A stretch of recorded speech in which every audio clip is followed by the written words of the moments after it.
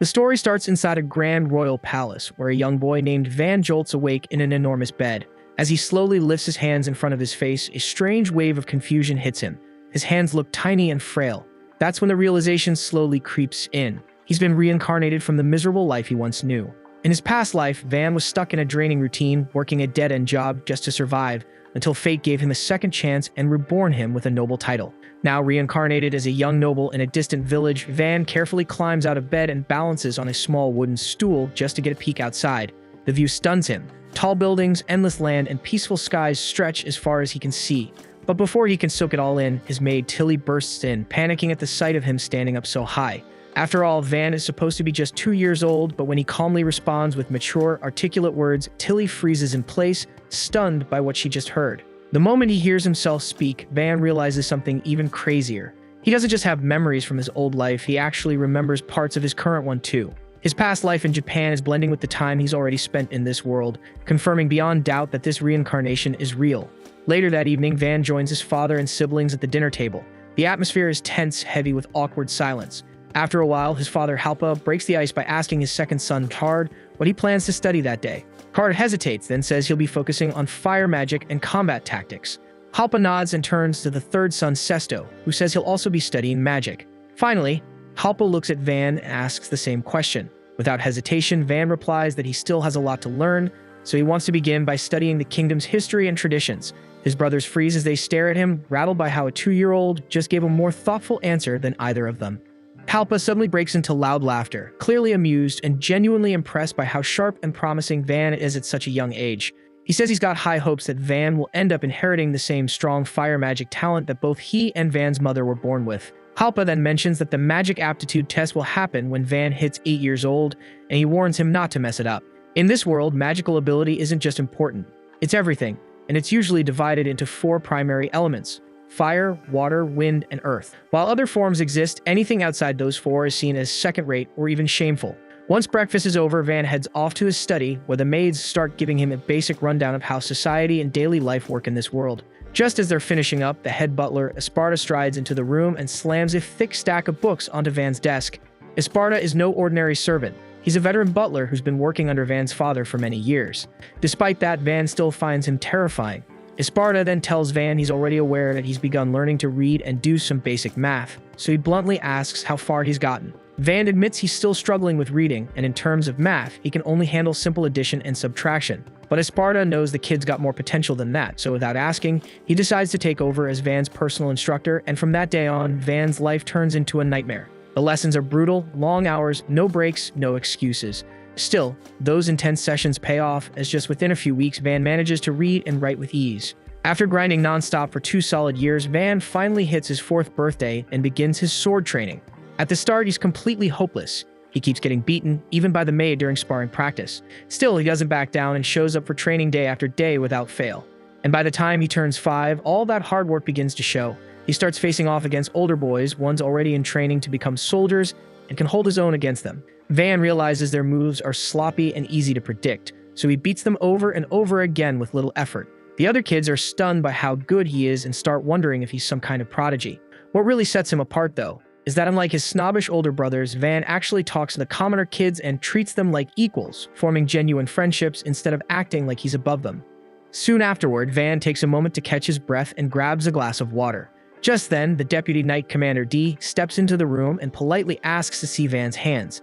As he carefully inspects them, D's expression tightens because there are no calluses, no bruises, so it's clear Van hasn't been wielding a sword for very long. Van confirms it, explaining that his time has mostly been swallowed up by endless studying. D tells him straight up that Esparta has been pushing him nearly 3 times harder than usual when it comes to academics, so D offers to speak with Esparta and suggests a better balance, less time buried in books, more time on combat.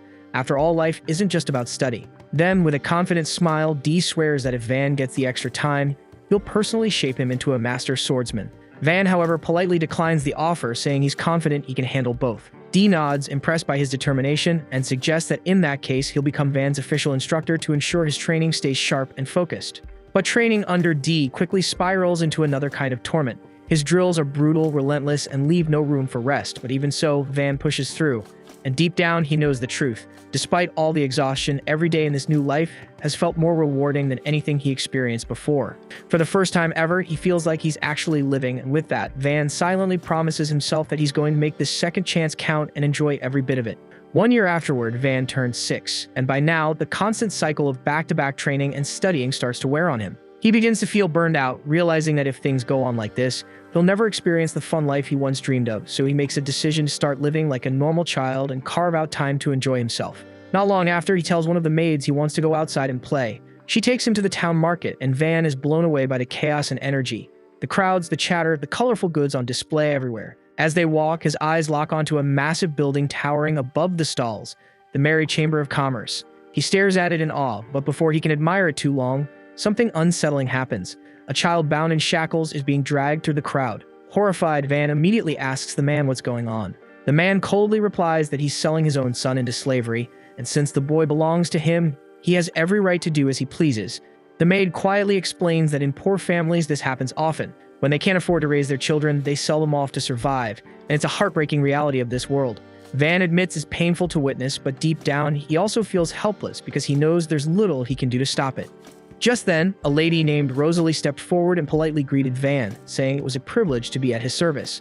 Van turned to her and asked how much the man would be paid for selling his kid. Rosalie explained that the price varies based on the child's magical aptitude. And upon hearing that the boy possessed a thieving attribute, which was ranked among the lowest, she stated that he'd be worth no more than 3 silver coins. Enraged by this, the man lost it and began furiously kicking his shitty son, shouting at him for being damn useless. He then grabbed the boy by the arm and stormed off, saying they were going to try a different place. But before he could get far, Van stepped in and blocked his path, calmly stating that he would buy the boy for 5 silver coins. Without a second thought, the man accepted the deal, snatched the coins, and walked off without so much as a glance back. Van crouched down in front of the boy and introduced himself. The boy quietly replied, saying his name was Kamsin. Van then told him that he was free to go wherever he pleased. He never had any intention of keeping him. He just bought him so he could release him. But after learning that Kamsin had no place to return to, Van suggested he stay with him instead.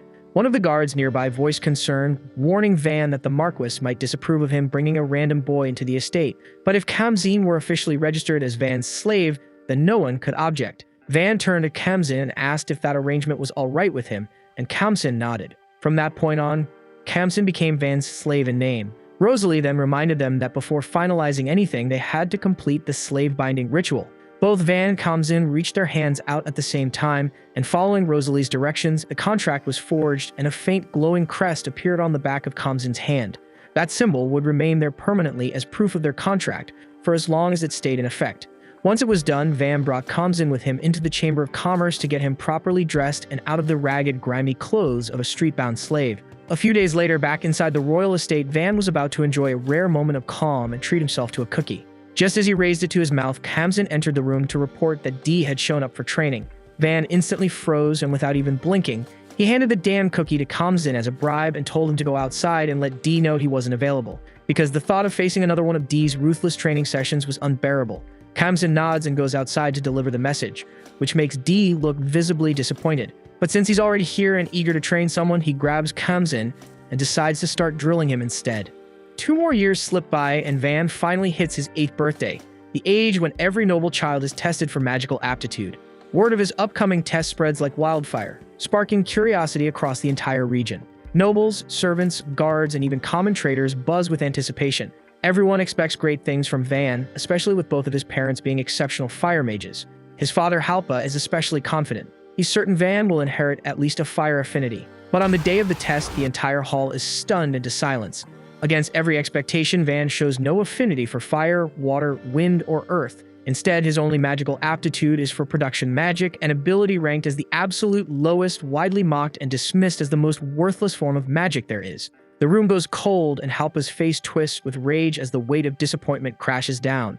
Without warning, he unsheathes his blade and charges forward, ready to strike Van down then and there. Frozen in place, Van can't speak, can't run, and his mind goes completely blank. But just before the blade falls, Mercia, the eldest son, steps in front of him and blocks the attack. Rather than let blood be spilled, Mercia suggests a different path. He suggests assigning Van to manage a remote village that recently came under their control. Mercia explains that the village is isolated and underdeveloped, and its people haven't yet sworn loyalty to the family. and by sending Van as its new lord, they could stabilize the region while keeping him out of the way. Halpa pauses, then slowly lowers his sword as the idea sinks in. After a tense moment, he nods in agreement, saying the suggestion is reasonable. Without even looking at Van, he declares that from now on, Van will govern that land.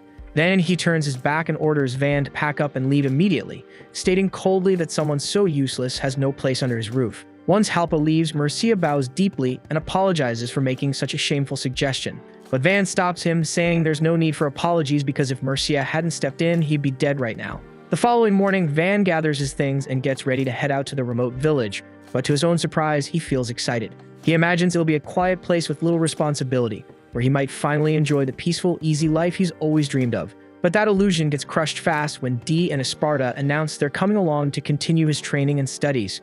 Van lets out a long, exhausted sigh, already picturing the nightmare ahead. And as if that weren't enough, his favorite maid insists on tagging along too, saying she refuses to be separated from him. With everything packed and ready, Van climbs into the carriage and sets off toward a new chapter, still holding on to a tiny shred of hope that he'll finally catch a break and have a little fun. After cruising through the woods in his carriage for a bit, Van decides to kill time by experimenting with a bit of production magic. With some focus and effort, he manages to conjure a miniature sword in the palm of his hand. Kamzin watches without much of a reaction because he already knows Van's got a knack for this stuff and picks up new skills in no time. Still, with everything that's happened, being exiled and stripped of his title, Van brings up something that's been weighing on him. He tells Kamzin there's no real reason for him to keep serving as his slave anymore. So if Kamzin's not up for the journey or doesn't feel like sticking around, Van says he can just dissolve the contract and set him free to live however he wants. But Kamzin instantly shuts the idea down without even thinking twice. He firmly tells Van that he already chose this path and didn't do it on a whim. He makes it clear that he'd gladly throw his life on the line if it meant keeping Van safe, no matter what kind of trouble they run into. Hearing that, Van has no choice but to respect Kamzin's loyalty, though part of him still feels uneasy about it. Out of nowhere, the carriage jerks to a stop, throwing everyone off balance. Van glances out the window and spots chaos up ahead. The village they were heading toward is under siege. The knights traveling with him immediately assume it's a raid, probably just a bunch of low-level bandits or washed-up mercenaries looking for something easy to steal. Dee scans the attackers' formation and does a quick head count, around 50 of them. Judging by the numbers, he figures that if they all launched a coordinated assault, they'd have a good shot at wiping out the enemy without much hassle, so tactically speaking, it looks doable. But one of the adventurers in their group, a guy named Ortho, isn't on board with that idea. He reminds Dee that their orders were straightforward from the start: protect Van if he's in danger. Right now, Van isn't hurt, and no one's coming after him directly, so as far as Ortho's concerned, jumping into a fight that isn't their responsibility would be a reckless waste of lives and way outside the scope of their agreement. Dee's expression tightens with frustration, but even so, he declares that he's going in. He says he can't just sit back and watch while innocent villagers are butchered right in front of him. Whether anyone follows him or not, he's ready to charge in alone. Before he can take off, he asks the adventurers to stay put and make sure Van's protected in case things spiral out of control. Just as Dee prepares to move, Esparta suddenly speaks up and shuts the whole idea down. Esparta cuts straight to the point, telling Dee that throwing himself into a reckless fight like that would be downright idiotic, especially given how vital he is to the kingdom. If Dee dies here, it'd cripple their military's future.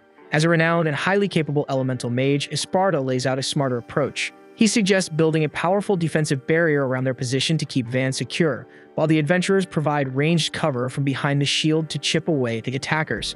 Once the enemy's focus shifts entirely to their front, Dee and the knights would break off and hit them with a surprise assault from the right flank. Esparta's confident that if they pull it off properly, it'll lead to a clean victory, but Van quickly catches what this plan actually means. For the enemy to focus on one spot, someone would need to stay out in the open as bait. That someone is Esparta himself, and Esparta confirms Van's suspicion, explaining that unless he takes on that role, Dee and the others would be dragged into a straight-up brawl and probably won't make it out alive. Hearing that, Van fully grasps the weight of what Esparta is putting on the line. If something goes wrong, Esparta would be the one paying the price with his life. And losing both the kingdom's top strategist and its strongest warrior in one battle would be a devastating loss, one that the land might never recover from. With that in mind, Van steps forward and insists on taking the decoy role himself. Tilly instantly rejects the idea the second it leaves his mouth, stating flat out that she'd rather take the risk than let Van put himself in the line of fire. Kamzin agrees without hesitation, standing tall beside Van. But even with their protests, Van gently tells them both that he values them far too much, and that's exactly why he can't allow either of them to take that risk for his sake. Van lays out his own plan next. He'll ride straight into the enemy lines using the carriage as bait, drawing their full attention while the others hit them from long range and both sides. As he turns to walk away, he reminds them that he didn't spend years training with a sword for nothing, and he's confident he can handle himself in a direct fight. Still, somewhere deep inside, he quietly accepts that if this really is where his story ends, he'd be at peace with it, so long as it's for something worth dying for. Ortho stares after him, stunned by the sheer recklessness of the idea.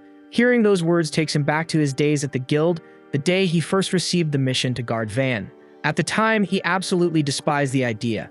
To him, all nobles were arrogant scum not worth lifting a blade for. But since he planned on operating in the First March anyway, he took the job. What he didn't expect was Van himself. He still remembers the young noble walking up to him, bowing with sincerity and thanking him from the bottom of his heart. No arrogance, no airs, just honest gratitude. Van had even gone out of his way to praise Ortho's skills, treating him not like a servant, but like an equal. It was the first time Ortho realized that maybe not all nobles were rotten. Snapping back to the present, Ortho moves in front of Van and refuses flat out. He says there's no way in hell they're letting some kid throw himself into danger like that. Dee and Esparta step up right after, siding with Ortho without hesitation. With that, the original plan gets tossed out. Esparta takes charge and quickly draws up a new strategy. He'll summon a defensive wall around their group, shielding Van. Behind it, the adventurers will rain down long-range attacks to thin the enemy ranks. At the same time, Dee and his knights will strike from the left, while Ortho leads a second charge from the right. They waste no time, and Esparta slams his staff to the ground and erects a massive magical barrier. From behind it, arrows and spells start flying, taking out a wave of bandits before they even realize what hit them. Chaos erupts as the rest scramble to respond, just in time to see Dee and his squad slice through their front lines like butter.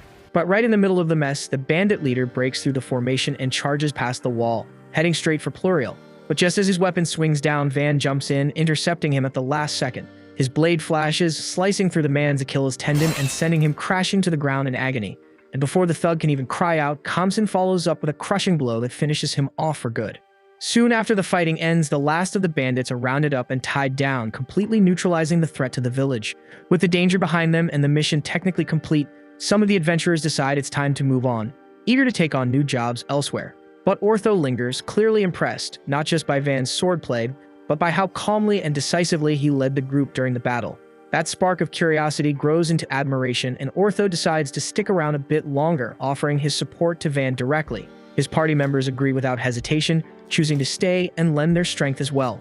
Once things settle, Van steps up to formally introduce himself to the village as their new lord. He addresses the village chief, a man named Rhonda, and thanks him for allowing them to help.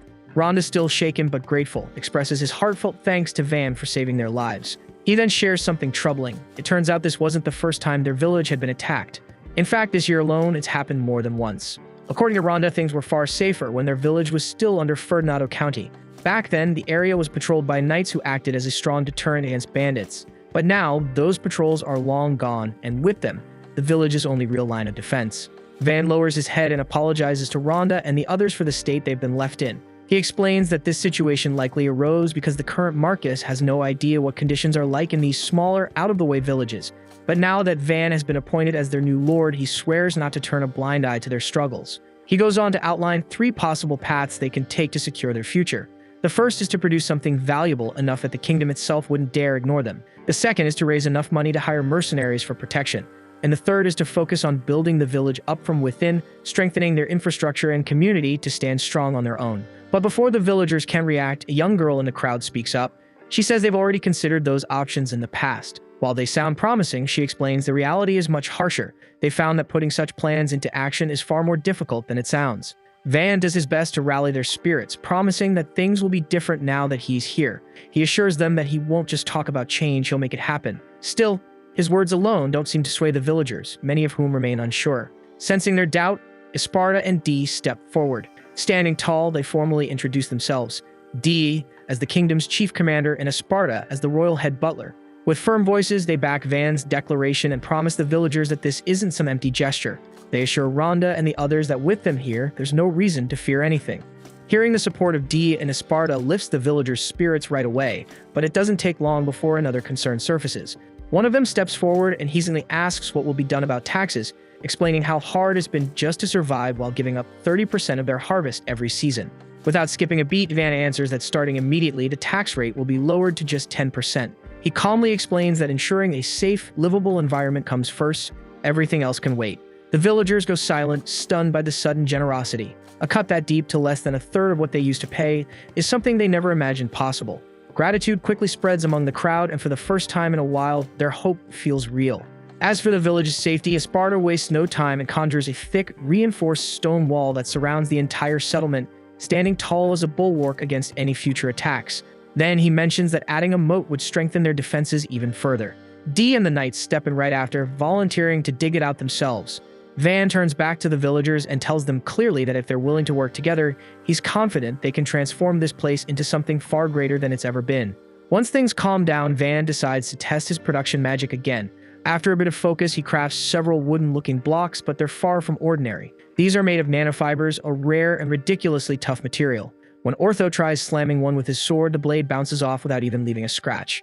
Encouraged by the result, Van spends the rest of the day crafting weapons, each one as polished and precise as a royal armory piece. Watching him work, Tilly starts to worry he might burn himself out, but Van just smiles and assures her he's fine. He remembers reading that production magic usually eats through mana like crazy, and most people struggle to make even a single object without passing out, so clearly Van's built a talent for it. As a finishing touch, he crafts a beautiful sword and offers it to Kamzin, who accepts it with both hands, promising to cherish it for the rest of his life.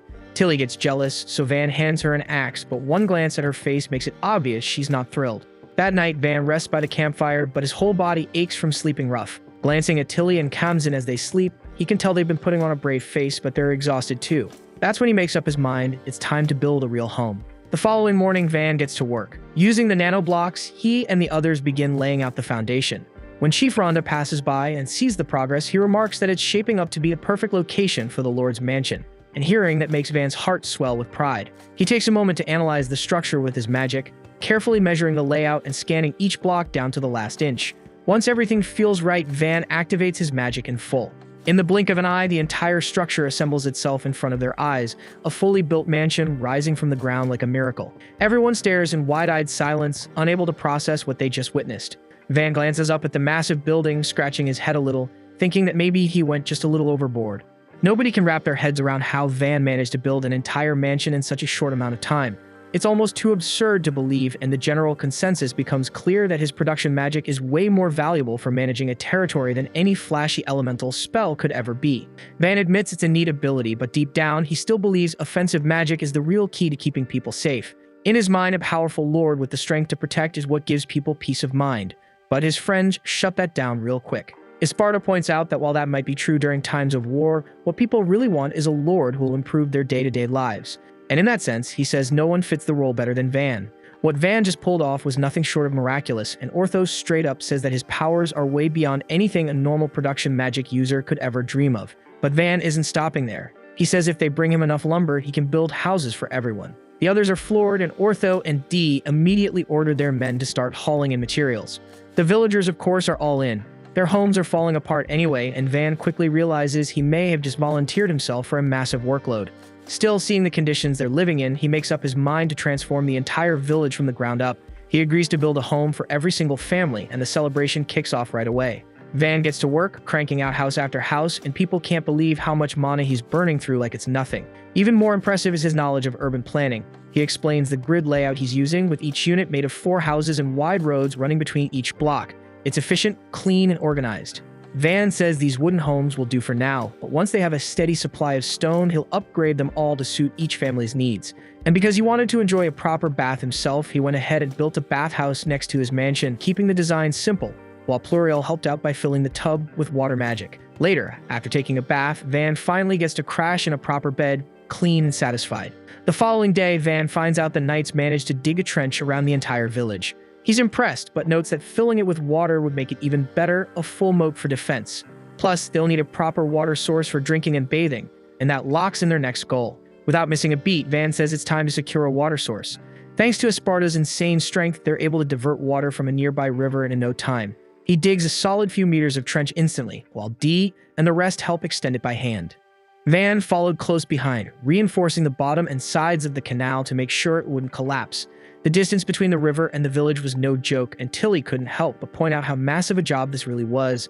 Still, Van just shrugs it off because people need water, plain and simple.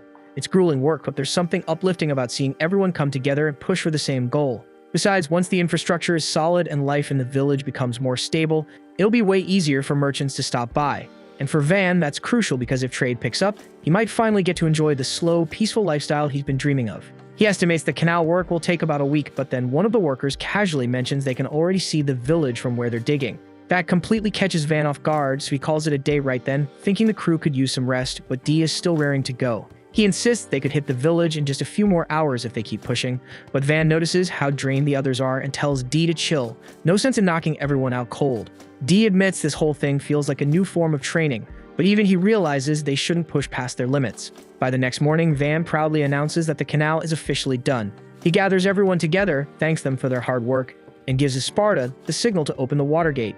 A rush of clean river water flows in, and the villagers look on in awe. The moat is now fully operational, surrounding the village and adding a serious layer of defense.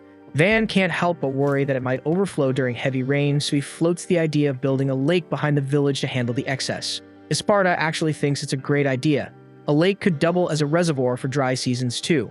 Van jumps on it immediately, getting to work and creating a proper water source that shocks the entire village. Just like that, a place that used to have no water system now has a freaking lake. Thanks to Van, the villagers no longer need to hike out to the river every day just to fill their buckets.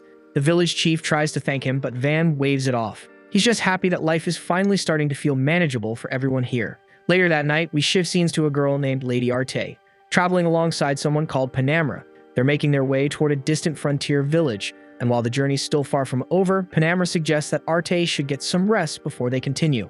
The following morning, Van wraps up construction on a massive defensive wall known as the Rampart.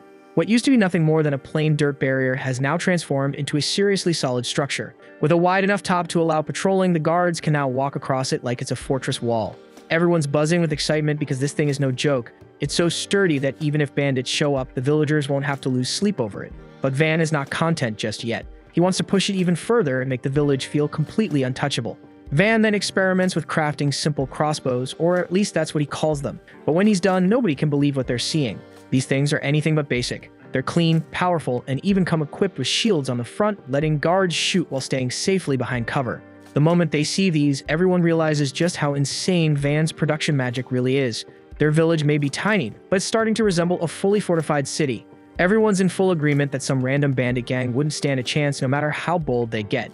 Dee even jokes that if the king had half a clue about what Van was capable of, he wouldn't have kicked him out to this backwater place. He would put him in charge of the entire family. The king may have dismissed him as weak, but one glance at the changes in this village makes it obvious Van's strength isn't just practical, it's battle-ready. Dee insists that Van might be stronger than anyone they've ever seen, while Esparta argues his real talent lies in defense.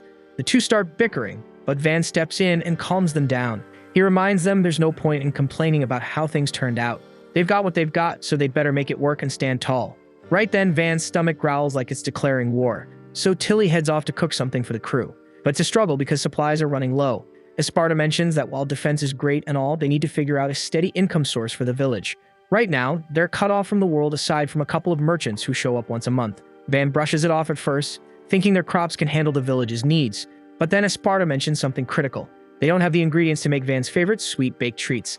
That gets his attention fast because the idea of living without those sweets is basically a nightmare. So Van instantly does a 180 and declares that it's time to come up with a solid product the village can sell. Kamsin then suggests selling the wood blocks that Van crafts with his magic, but Van instantly shuts that idea down.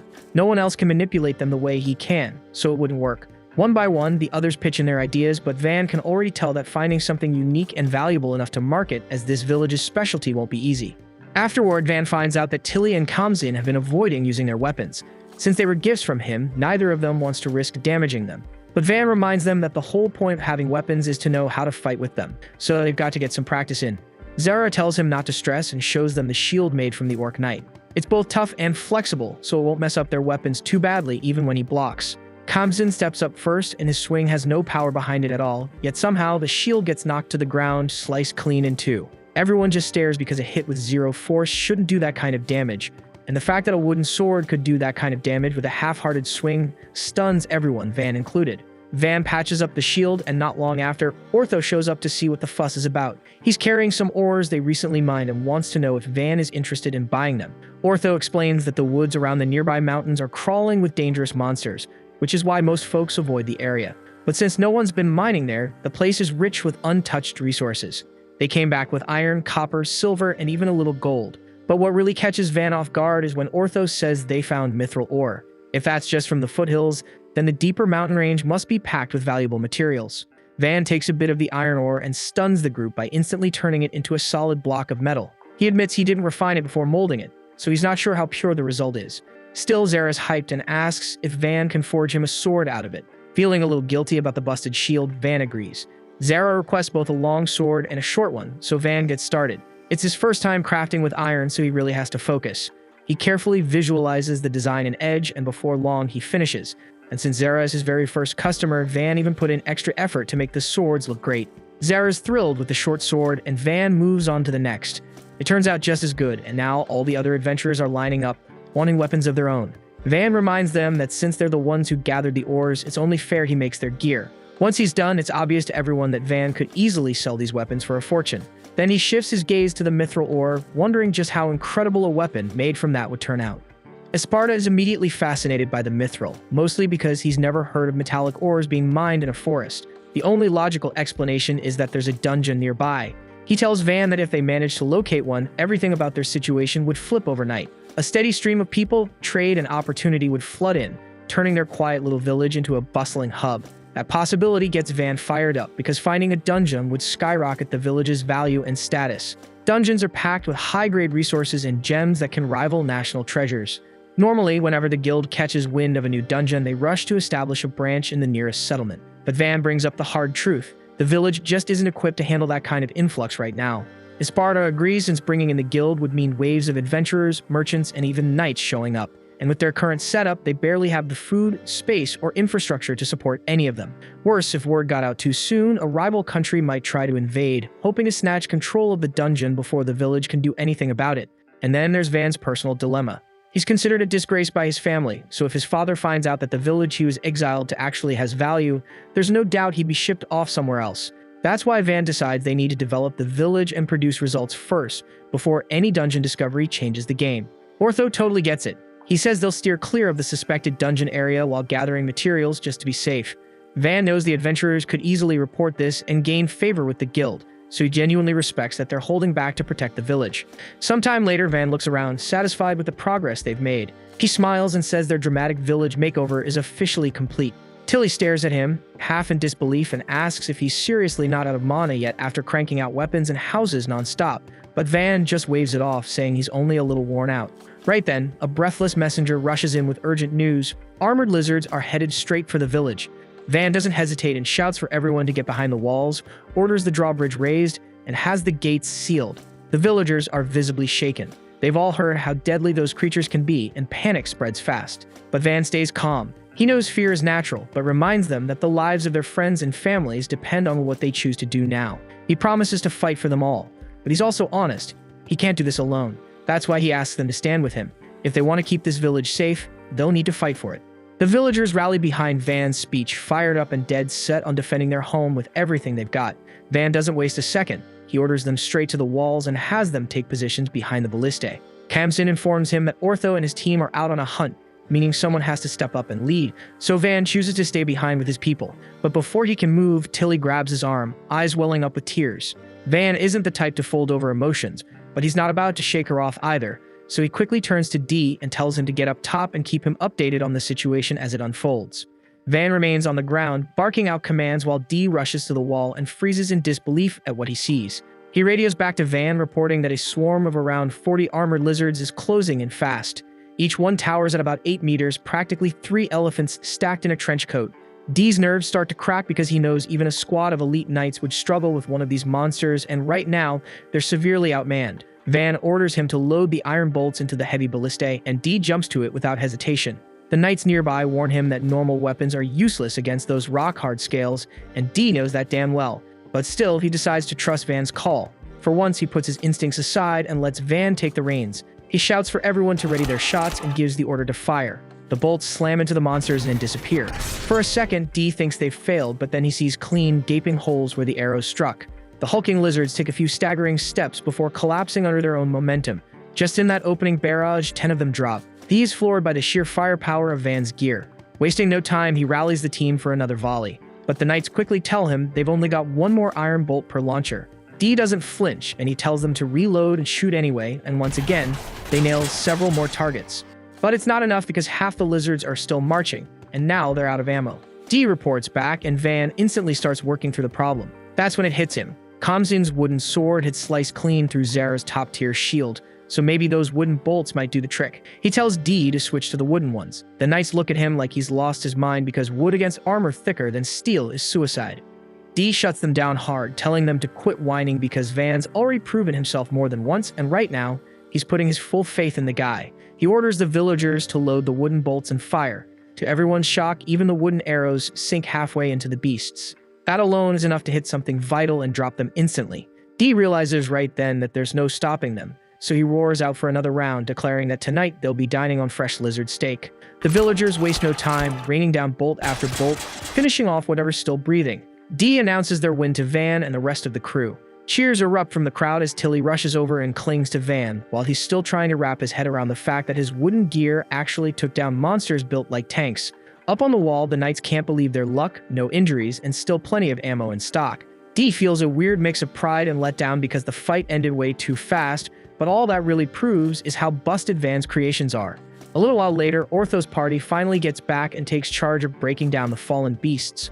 Ortho tells everyone to salvage the good stuff, their eyes, fangs, scales, and magic cores for selling, but the meat will be stored for food. Normally, carving up armored lizards is a long, grueling job that ends with half the meat rotting. But with Van's specially made knives, they're cutting through like butter. Right around then, Van shows up, inspects the massive pile of meat, and decides to throw a feast to celebrate. Once night falls, the village comes alive with celebration. Everyone's eating their fill of lizard meat. Ortho's crew joins Van and tells him that the weapons he crafted for them are absolutely killing it in the field. Dee catches that and raises an eyebrow, asking if Van gave them gear before making anything for him. Ortho's guys start flexing their swords like proud kids on Christmas morning. Dee, not hiding his jealousy, begs Van to make him a sword too, and says he'll literally write him a blank check. The other knights quickly jump in, wanting their own weapons as well. Van, a little flustered, tells them he can't take their money and he's kind of swamped right now. But he promises to hook them up with new equipment once things settle down in the village, and the knights are more than happy with that. Afterward, Ortho gives Van the breakdown that normally each armored lizard goes for about 20 gold coins, but since a chunk of the meat always rots, they'll get closer to 8 coins apiece. Even then, that's a fat stack of cash. Van starts sweating at the thought of managing all that gold because it's more than he's ever dealt with in his life. Esparta hits him with a gut punch. Apparently, once a village earns more than 100 gold coins, they're legally bound to cough up half of it to the marquis and taxes. Van feels like he just got rug pulled in some shady crypto scheme and immediately asks if there's a loophole they can abuse to dodge the taxman. Esparta shuts him down, saying there's no way to hide that much monster loot, and Van slumps, already imagining his father catching wind of the village's value and shipping him off to some forgotten corner of the map. But just then, Esparta sparks up with an idea. What if they just report to Murcia instead of Halpa?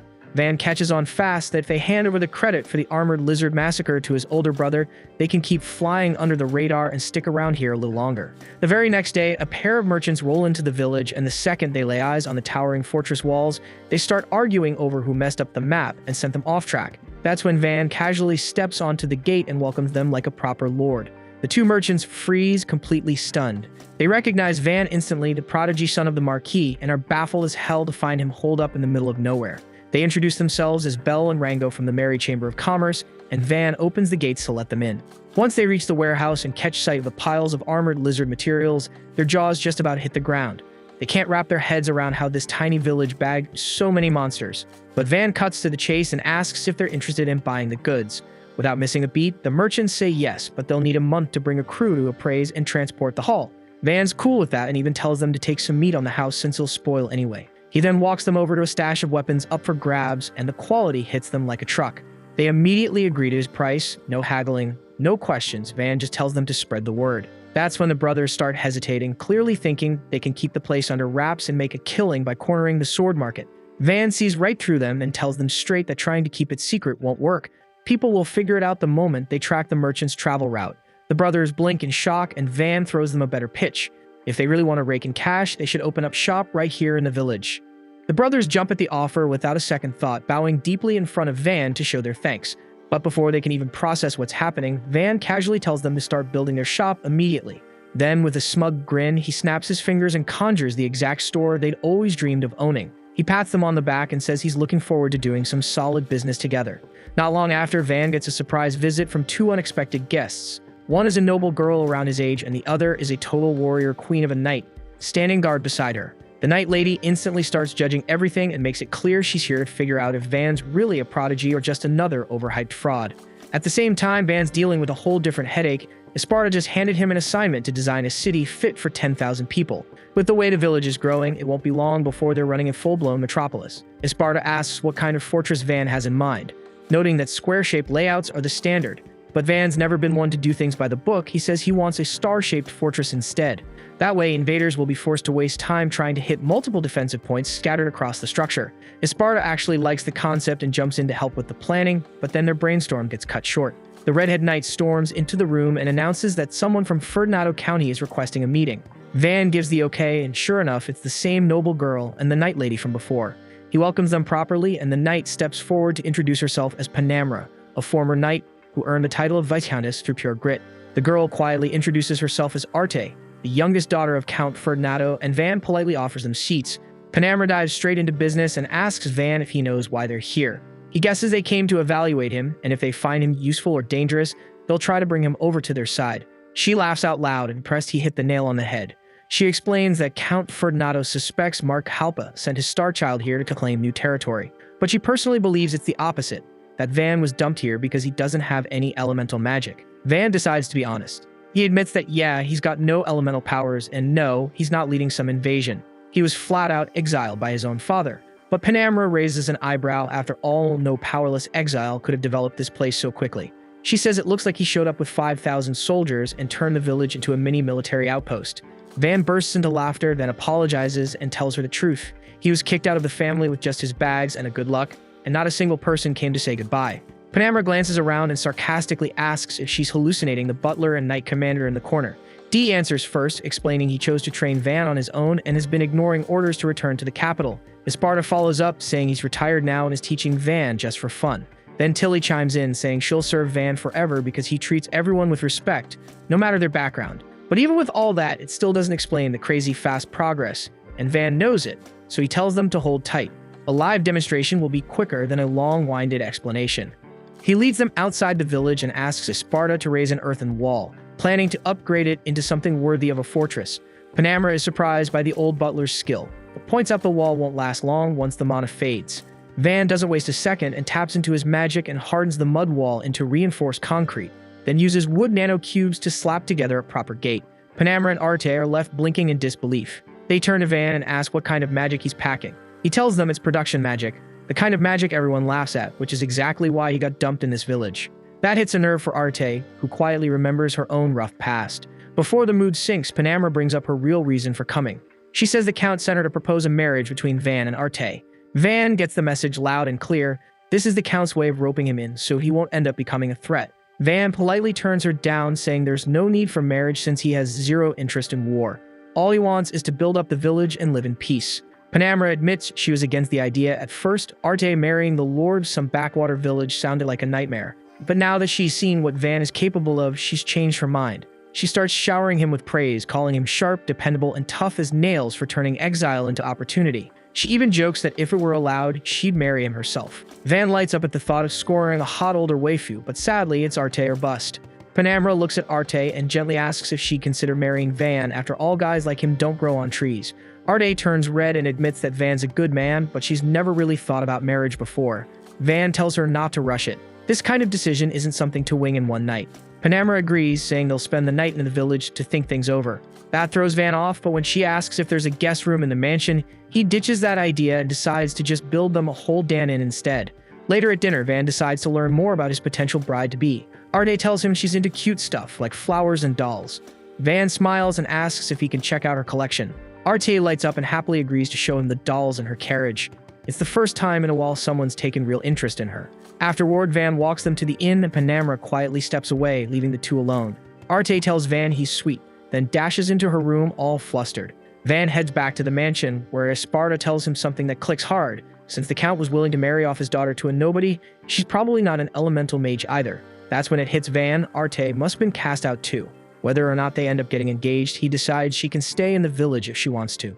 The following morning, Van gets shaken awake by Tilly and Kamzin. They're buzzing with urgency, telling him to come to the lake immediately because they saw something weird. Van isn't too thrilled about being dragged out of bed at such an early hour, but after enough nagging, he groans, gets up, and follows them. When they arrive, a small crowd of villagers is already gathered by the lake shore. Van pushes through the group and stops in his tracks. Floating in the water is a mermaid-like figure, her head poking above the surface, calmly watching them. Esparta steps forward and explains that the creature is called an apkalu, an extremely rare species that most people never encounter in their lives. Van starts wondering what could possibly draw one of them here. He tries talking to her, but she doesn't respond, just keeps staring, unreadable. Figuring food might help break the ice, Van places a plate of meat near the water's edge. Instantly, she swims over and asks if she can have it. Van nods and she eagerly grabs a piece. After taking a bite, she pauses, noticing right away that this isn't normal meat, it's from an armored lizard. Curious, she asks where the meat came from and who killed the beast.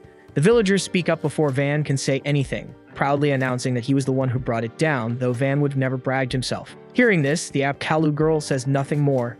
She suddenly dips back beneath the surface and disappears into the depths. Esparta watches her vanish and mentions that ekalas are rarely seen twice, so it's unlikely they'll return. But as it turns out, Esparta couldn't have been more wrong. The very next day, an entire group of apkalu arrives at the lake, their presence turning heads and dropping jaws.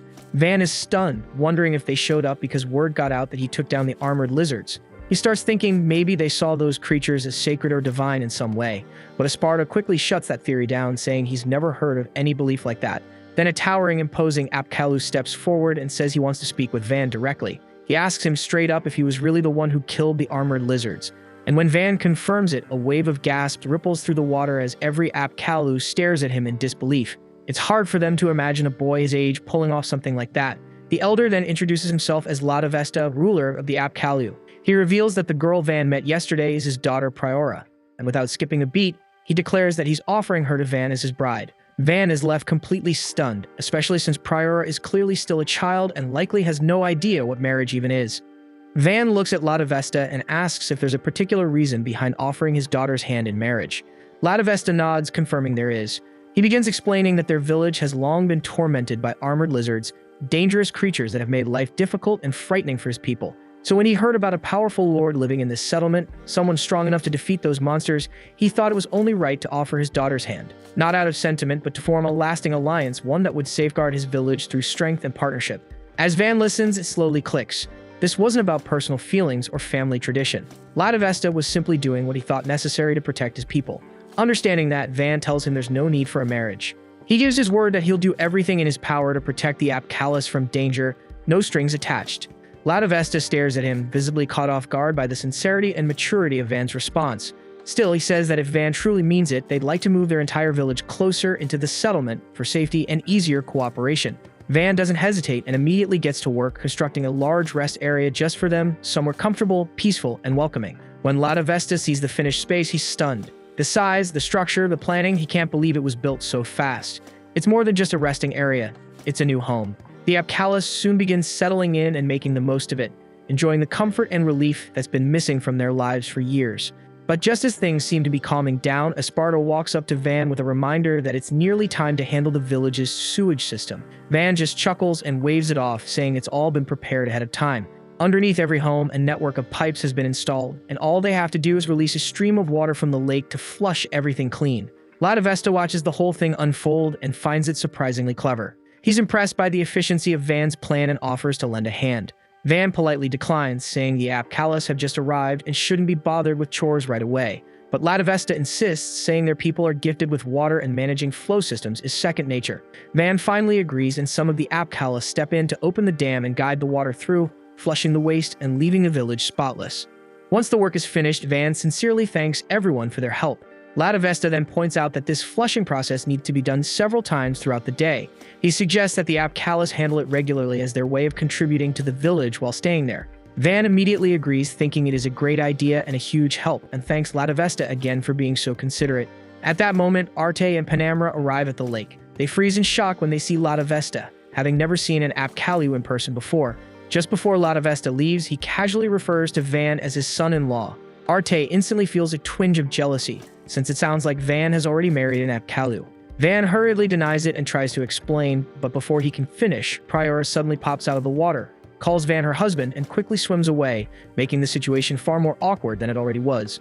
To clear up the misunderstanding, Van takes Arte out on a quiet boat ride across the lake. He explains everything to her, reassuring her that nothing has happened between him and Priora.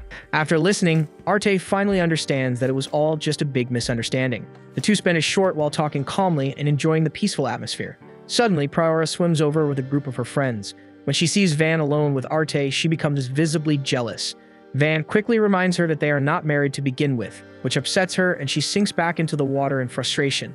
The other Apcalis notice that their princess is unhappy, so they begin rocking the boat side to side. Both Van and Arte panic as the boat sways dangerously. Later on, Latavesta puts on a stern expression after hearing that Van was spending time with Arte while Priora was nearby. Van tries to explain that he and Priora are not engaged, but Latavesta cuts him off. He proposes settling the issue with a competition. He declares that if the Apcalis win, Van will officially become engaged to Priora, but Van thinks the whole idea is absurd. Right then, Dee appears and accepts the challenge on the spot, openly daring anyone to challenge him. The rest of the group, eager to beat the Apcalis once and for all, immediately supports the idea. Before long, they manage to pressure Van into agreeing. Van is then given the right to choose the first contest, and he suggests a simple game of volleyball. No one there has ever seen or even heard of the game before, so they assume it is just another one of Van's strange but clever inventions. Dee and Panamera, however, seem far more interested in the swimsuits than the actual game. With that, the first match is set, with Tilly and Panamera facing off against Latavesta and Priora. Once the game starts, Van is quickly caught off guard by how skilled the Apcalis are. They are far better than he expected, winning round after round and overwhelming the human team with ease. Tilly starts feeling discouraged and considers giving up, but Panamera gives her a few sharp words to keep her going. Regaining their focus, the two manage to score several points, bringing the match close to its final moments. Even so, their effort and teamwork are not enough to overcome the Apcalis. In the end, Latavesta and Priora win the first round without question. Since Van selected the previous challenge, Latavesta reminds him that it is now the Apcalis' turn to choose the next event. Latavesta immediately suggests a swimming relay race. The moment Van hears this, he realizes just how unfair it is. The Apcalis are natural swimmers, and they would clearly have the advantage. Pressure starts to weigh on him, knowing that losing could mean being forced into marriage with Priora. At that moment, Dee steps forward and volunteers to swim for Van's team. Kamsin quickly follows, offering to join as well, giving Van two strong competitors. The race begins, and Kamsin pushes himself to keep pace with Priora. She is incredibly fast, but Kamsin fights hard and even pulls ahead of her briefly before passing the lead to Dee. Dee takes over and instantly turns the tide. His powerful butterfly strokes launch him far ahead, leaving the Apcalis struggling to close the distance.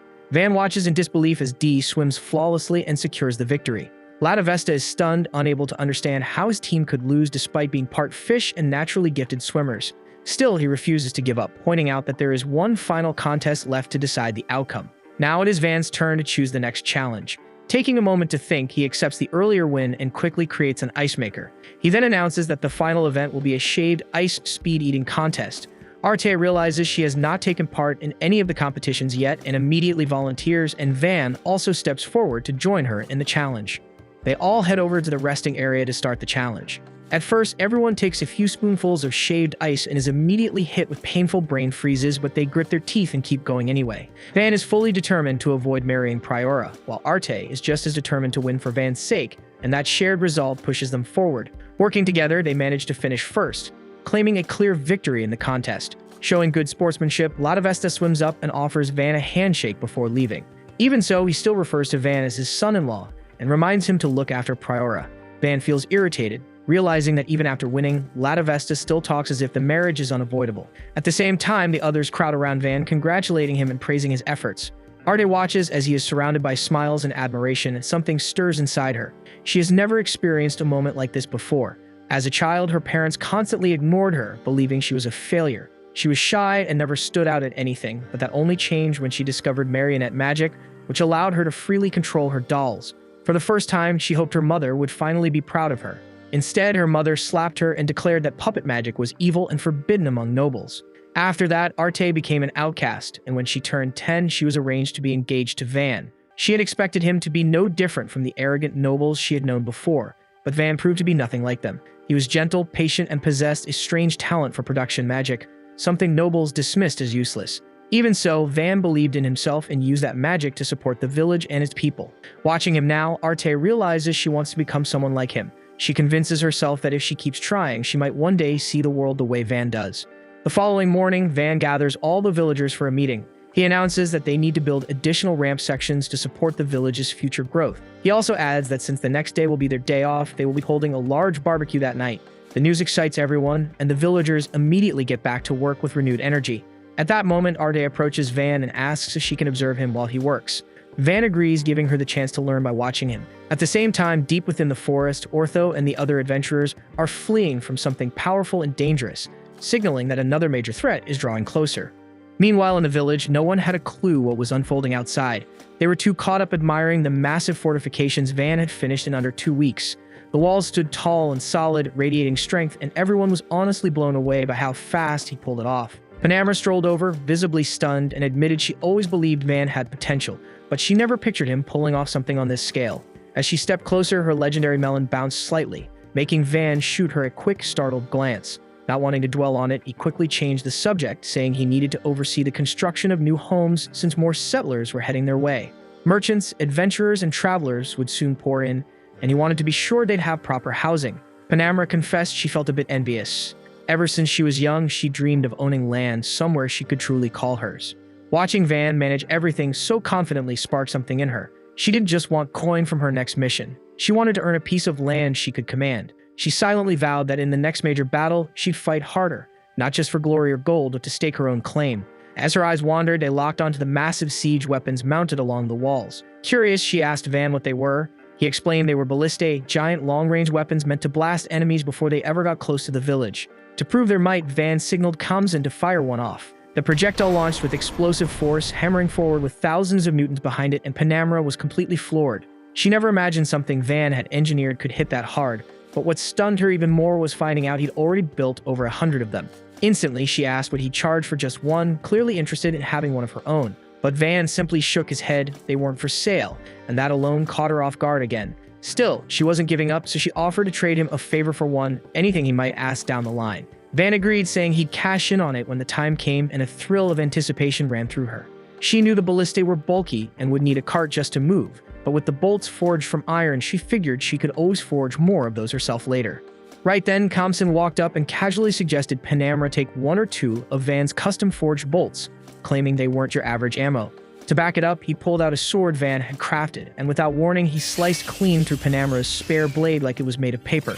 Her eyes flew wide with disbelief and immediately turned to Van, asked what kind of metal could do that. Van calmly explained it was just regular iron, but sharpened and hardened in a way that could even punch through thick, scaled lizard armor. Panamera was left speechless, and without wasting a second, she asked if she could take some of those bolts along with the ballista. Van gave her the green light, letting her have both the siege weapon and the enhanced ammo. That's when Van spun around and spotted Ortho and his squad barreling out of the tree line, full sprint with a massive forest dragon storming right behind them. Ortho shouted at Van and the others, yelling for them to fall back and warn the villagers. He explained they were planning to act as bait to buy everyone else enough time to prepare. Van's blood ran cold. Leaving them behind now would mean sending them to their deaths. He felt torn. Maybe they should stay and fight, but the thought of putting the whole village in danger held him back. Panamera stepped forward, calm and unshaken. She told Van not to worry and said flat out that she was staying to help take the dragon down. Then she turned and barked orders for everyone to fall behind the walls and stay sheltered. She also shouted back to Ortho's group, letting them know they'd use the ballista to launch a long-range counterattack. Van made his way over to Arte and quietly apologized for letting her see something so terrifying. But he quickly added that she didn't need to be scared. The upgraded ballista was locked and loaded, and Panamera would be leading the charge. After that, he asked Tilly to get Arte safely behind the walls and told her to summon D and the other fighters for backup. Then, as the dragon finally came into range, the first volley was launched. Bolts and arrows ripped through the sky, yet not a single one landed. The dragon weaved between every shot, dodging effortlessly, making Van's heart drop. Their strongest weaponry wasn't even scratching it, and now he was seriously starting to question whether they could even survive this battle. Then, with a blinding flash and a surge of raw heat, Panamera unleashed her fire magic. A massive javelin of flame shot out from her hand, hurling straight at the forest dragon like a burning spear of death. The spell slammed into it hard, fire ripping across its armored scales and landing a serious hit. Everyone stood frozen, wide-eyed. None of them expected Panamera to be packing that kind of elemental firepower with such deadly precision. But even with that brutal strike, the damn dragon was still standing. The fire javelin had landed clean, scorched its scales good, but the beast didn't drop. Instead, it flapped those scorched wings and came charging through the air again. Van didn't waste a second. He yelled for a full volley, and the soldiers let loose every ballista they had. Several thick bolts tore through the sky, and finally a few managed to punch holes through the dragon's wings. Van caught that and knew they had a shot. If the wings were busted, it might not stay airborne for long. He gave the order for another barrage. The The soldiers fired again, but this time the dragon was ready. It shifted in the air, dodging every bolt like it could read the path of each one before it left the launcher, so not a single Dan shot landed. Van was stunned. He didn't expect a beast that huge to be that damn smart or fast. At the same time, Ortho and his group had finally made it past the wall. Just stepping onto safe ground felt like a miracle. Van was relieved they all made it back alive, but he knew staying out here any longer was asking to get roasted. If that dragon came back swinging, they'd all be done. He needed one shot, just one clear window for everyone to get the hell out. And right then, Panamera delivered. She launched another blazing javelin of fire, just as vicious as the first. It slammed right into the dragon again, searing its wings and slowing it down for a brief moment. That was all Van needed, so he instantly shouted for a retreat. Nobody waited, and they all turned and sprinted for the village. But the damn dragon didn't stay down for long. The moment it caught its breath, it leaped up and landed on the rampart, towering over them like it hadn't taken a hit at all. Van turned back wide-eyed at how fast it bounced back. After eating that much fire, it should have been wrecked, but it looked like it just shook it off. Then out of nowhere, Esparta strolled up like it was just another day. Calm as ever, he raised his hand and cast an earth spell. Huge chunks of rock crashed down, pinning the dragon in place. He turned to Van, still calm as ever, and said this should buy them enough time to get to the village gate. The others rushed toward the village as fast as their legs could carry them, but Van knew that even with Esparta's help, it still wasn't enough. The dragon was coming fast, and unless they stalled it again, it would be breathing down their necks in no time. So the idiot Van turned around at the village gates and went straight to Panamera, and he told her it was time to cash in that favor. He laid out his plan clearly. Once the forest dragon got close, she'd hit it with a fire javelin to hold it down long enough for the ballistas to land a clean shot and end this for good. Panamera was all in, but when the dragon finally reached the edge of the village, the ballistas still weren't ready. The bolts hadn't been fully loaded yet, and they needed just a little more time. Right then, D and his crew charged out into the open field, weapons in hand, custom high-grade gear Van had forged for them himself. Their mission was simple: buy a few more seconds, and they didn't hesitate. They faced off against the beast, knowing full well they couldn't beat it. The dragon overpowered them in no time, but their brave stand slowed it down just enough. They pulled back to the village barely in one piece, but they'd done their part. Van didn't waste a second and gave the signal, and Panamera instantly launched her fire javelin, slamming it straight into the dragon and locking it in place exactly as planned. And at that same moment, the ballistas finished loading, so the soldiers fired and the massive bolts hit dead on, tearing into the dragon and dealing devastating damage. D moved in cautiously to check if the thing was finally down. It looked lifeless until one of its eyes suddenly snapped open. D didn't flinch, and he reacted fast, raised his sword, and with one clean swing, took the dragon's head off. And just like that, it was over. Cheers erupted around the village. Soldiers and villagers alike shouted in victory, the weight of fear finally lifting. Arte came running up to Van, asking if he was okay. Van nodded and told him he was fine. Then Panamera walked over and gave Van credit for coming up with such a sharp plan at the last second. She admitted something too, that this village, these people, they weren't normal. No regular village would lasted against a forest dragon, let alone beaten one. Most would have been torched to ash without even getting a chance to fight. Putting that aside, she told Van they needed to hold a proper dragon slayer ceremony for D and the others. They were the ones who landed the heavy hits, and D was the one who finished it. By tradition, the one who lands the final blow earns the title of Dragon Slayer. Van didn't argue, and he agreed completely. Soon enough, the villagers gathered in the open square for the ceremony. Everyone came out to honor the ones who had risked everything to protect them. Cheers filled the air as Panamera stepped forward and began recognizing each fighter one by one. She praised their courage, their grit, and their refusal to back down even when the odds looked hopeless. Then at the very end, she called Van to the front. She said flat out that if it weren't for his sharp thinking and clever strategy, none of them would even be standing here. The crowd instantly roared with applause, shouting his name in celebration. As Panamera watched Van standing there, she couldn't help but reflect on her own journey, starting way back from her days as a low-tier knight. She had been born into a proud family of royal knights in the capital, with generations of loyal service behind them. The moment her strong elemental magic surfaced, the county swept her away for military training.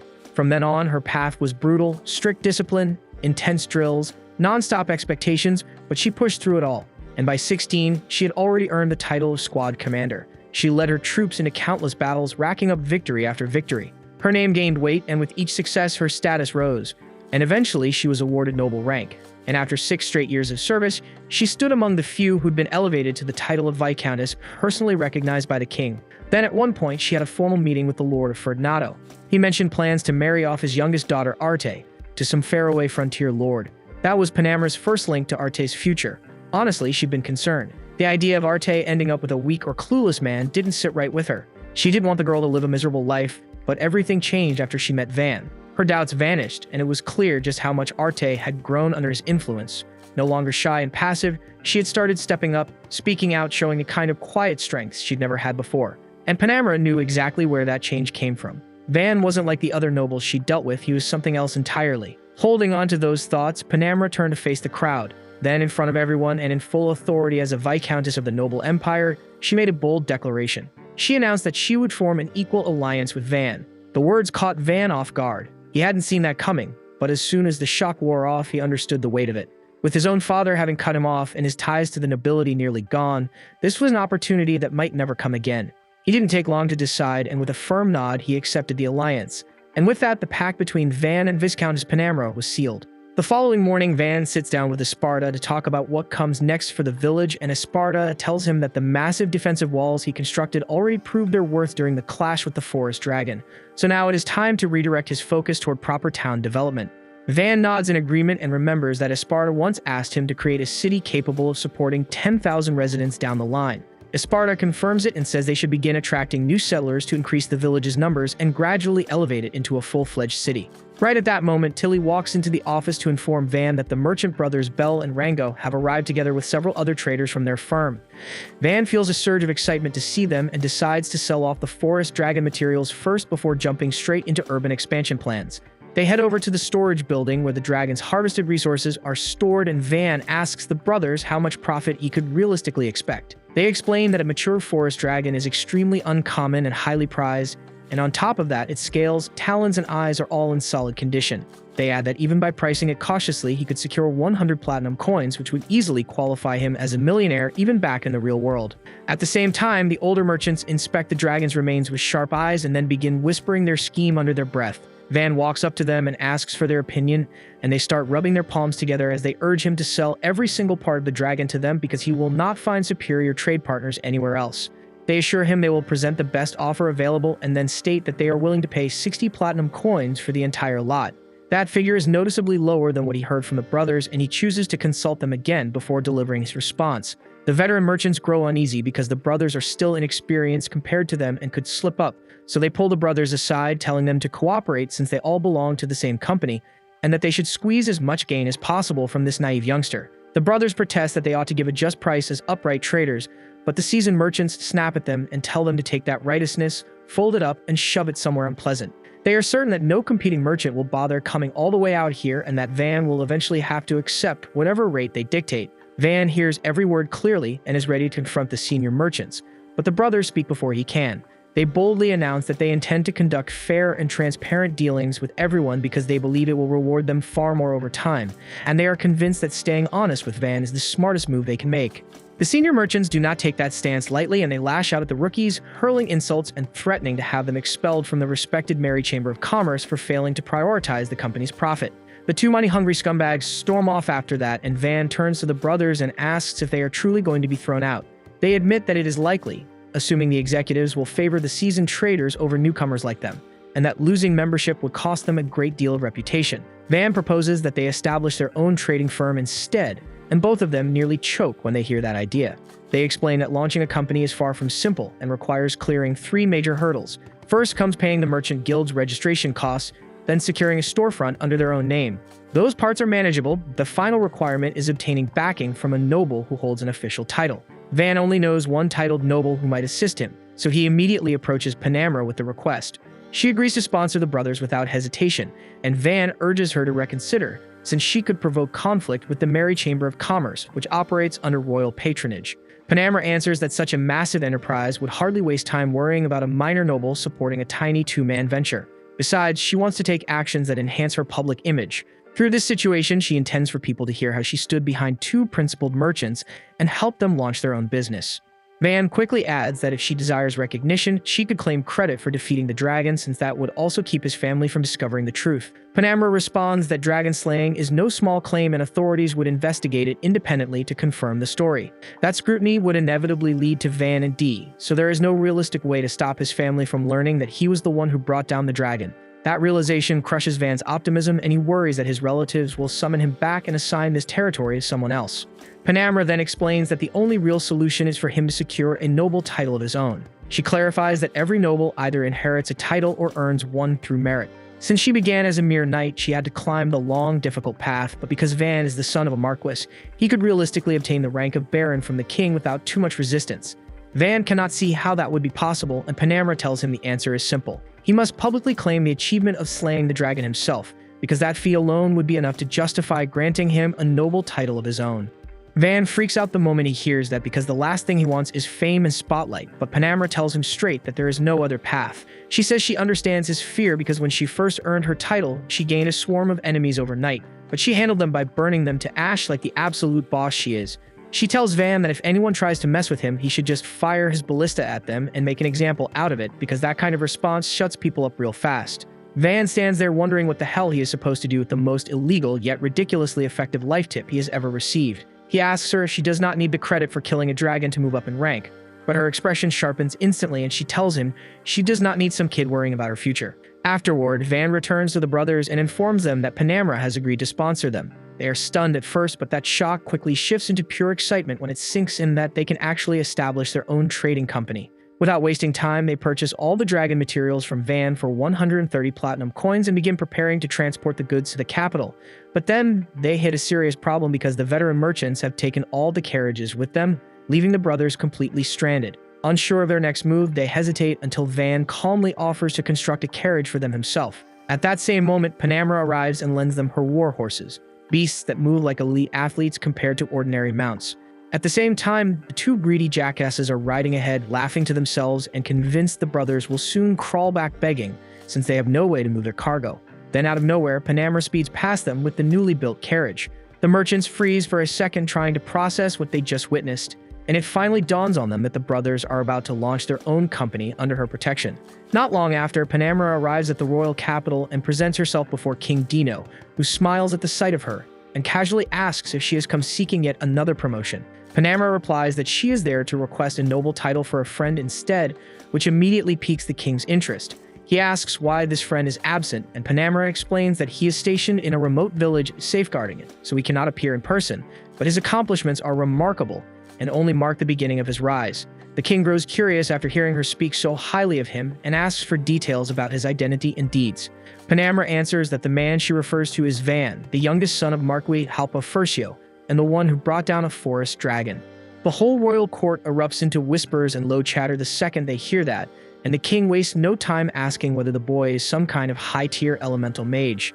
Panamera calmly explains that Van actually wields production magic and is only 8 years old at the moment.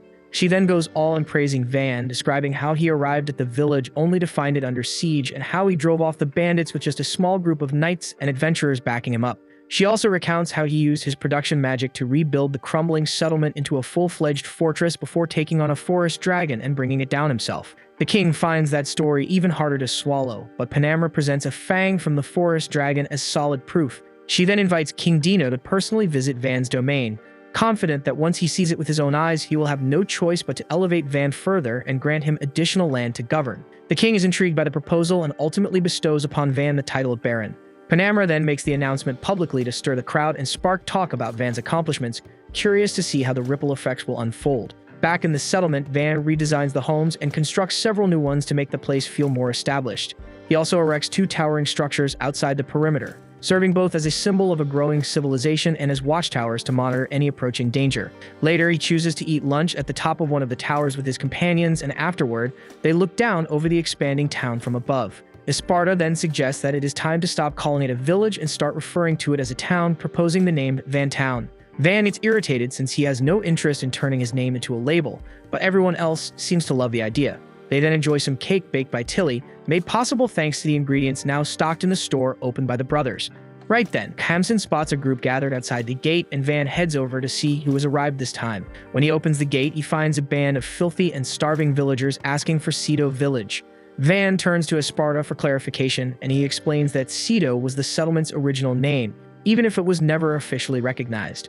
Van asks the weary newcomers what they are seeking, and they explain that they come from a nearby village burdened by crushing taxes, with no labor left because their lord conscripted all the young people into his army.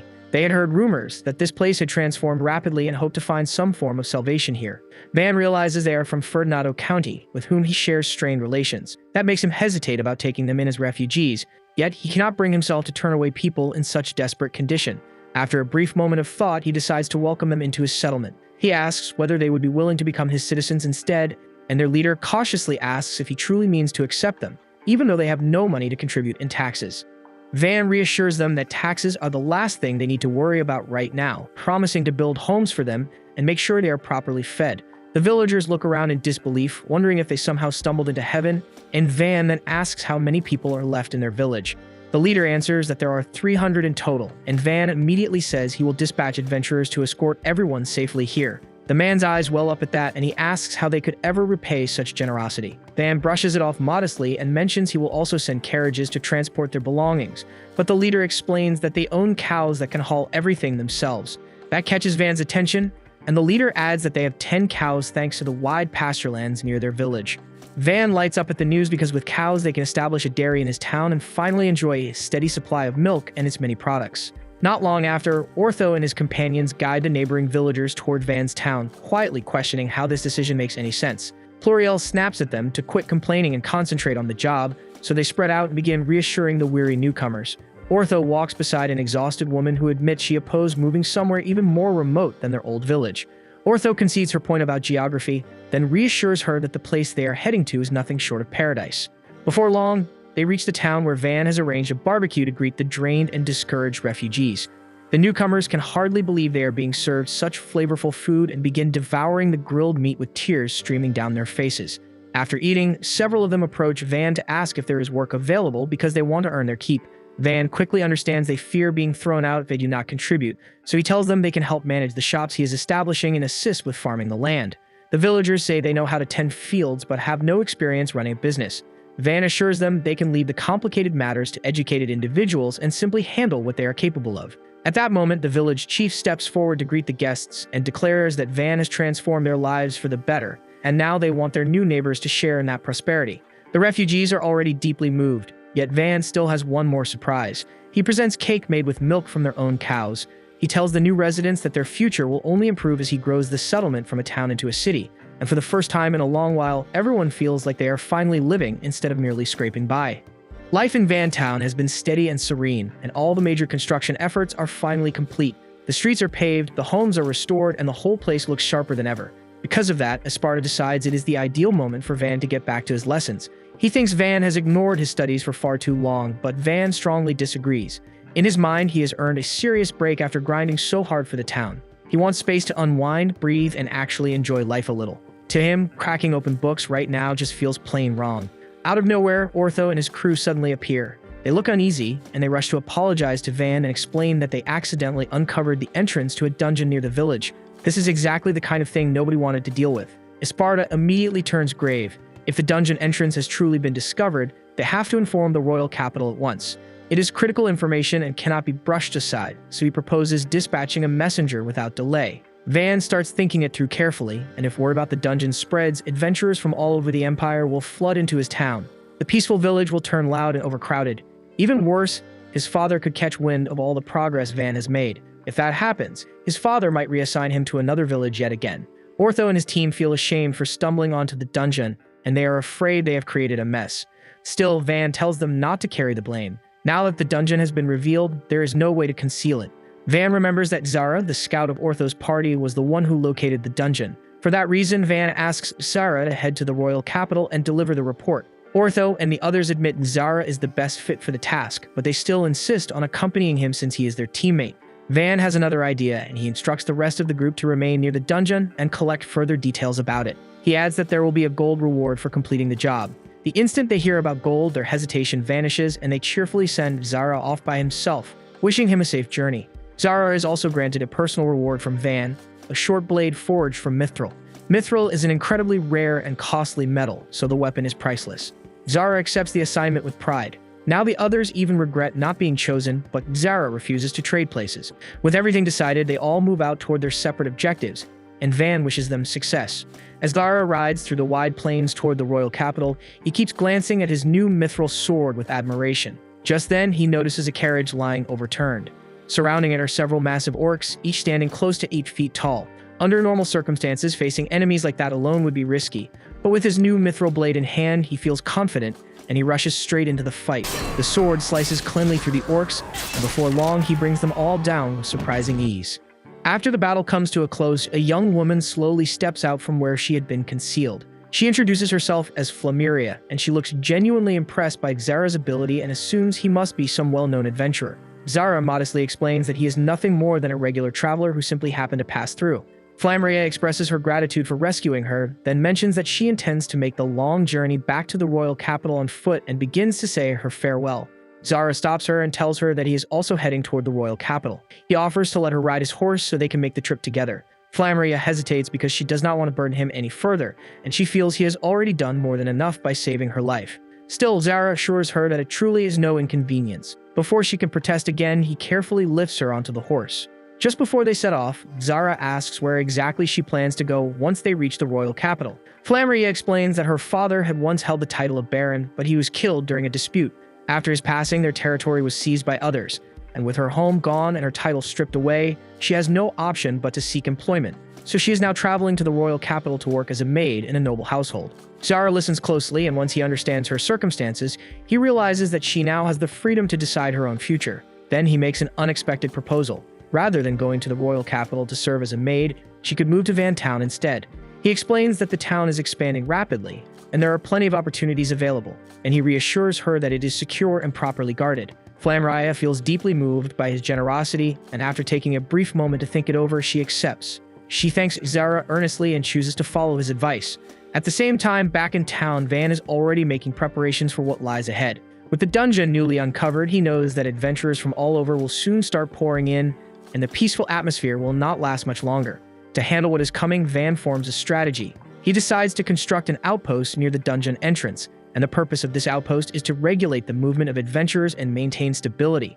Van also intends to appoint Esparta as the governor of the outpost, believing he has both the discipline and the competence for the position. Furthermore, he plans for Dee and his companions to act as the chivalric order, ensuring safety and guarding the region. The construction of the outpost begins without delay, and the project moves forward efficiently, with everything remaining on track. Observing the consistent pace of progress, Van calculates that the outpost should be finished in roughly a month. Before long, Xara arrives back in town accompanied by Flameria. Van notices the unfamiliar young woman and asks about her identity. Flameria courteously explains that Xara rescued her from orcs along the road. And as Van watches their interaction, he quickly picks up on something unspoken. It is obvious that the two of them have developed feelings for each other, and even so, Van chooses not to mention it. Instead, he warmly welcomes Flameria to Van Town. With the town continuing to expand, there is always room for one more new face. Out of nowhere, a massive wave of adventurers appears, galloping toward the town on horseback. For a split second, Van's heart nearly jumps out of his chest as he wonders if some kind of catastrophe is about to hit. Xara quickly waves off his panic and tells him to calm down. It is not an attack, just adventurers heading over to scout and grind inside the dungeon. Van lets out a slow breath, realizing this is not the end of everything, just the start of a loud and hectic new phase for the town. From a distance, the riders looked intimidating as hell. Scarred faces, booming voices, and layers of clanking armor made them seem like trouble at first glance. But once they actually stepped into town, Van saw they were not villains, just rough types with blunt manners. At first, they were rowdy and a little disrespectful, pushing limits like they always do. Then Dee stepped forward and handled them with firm authority, and just like that, their tone shifted. They straightened up, adjusted their behavior, and started treating the townsfolk properly. In the end, most of them were not hostile at all, just stunned. They struggled to wrap their heads around the fact that Van, an 8-year-old kid, was running the place like a seasoned lord and keeping a growing town under control without falling apart. Not long after, Ortho and his party made their way back. The second Ortho laid eyes on Flameria, he instantly turned to Xara and demanded to know who she was. Xara casually explained that she was the girl he had saved during his journey.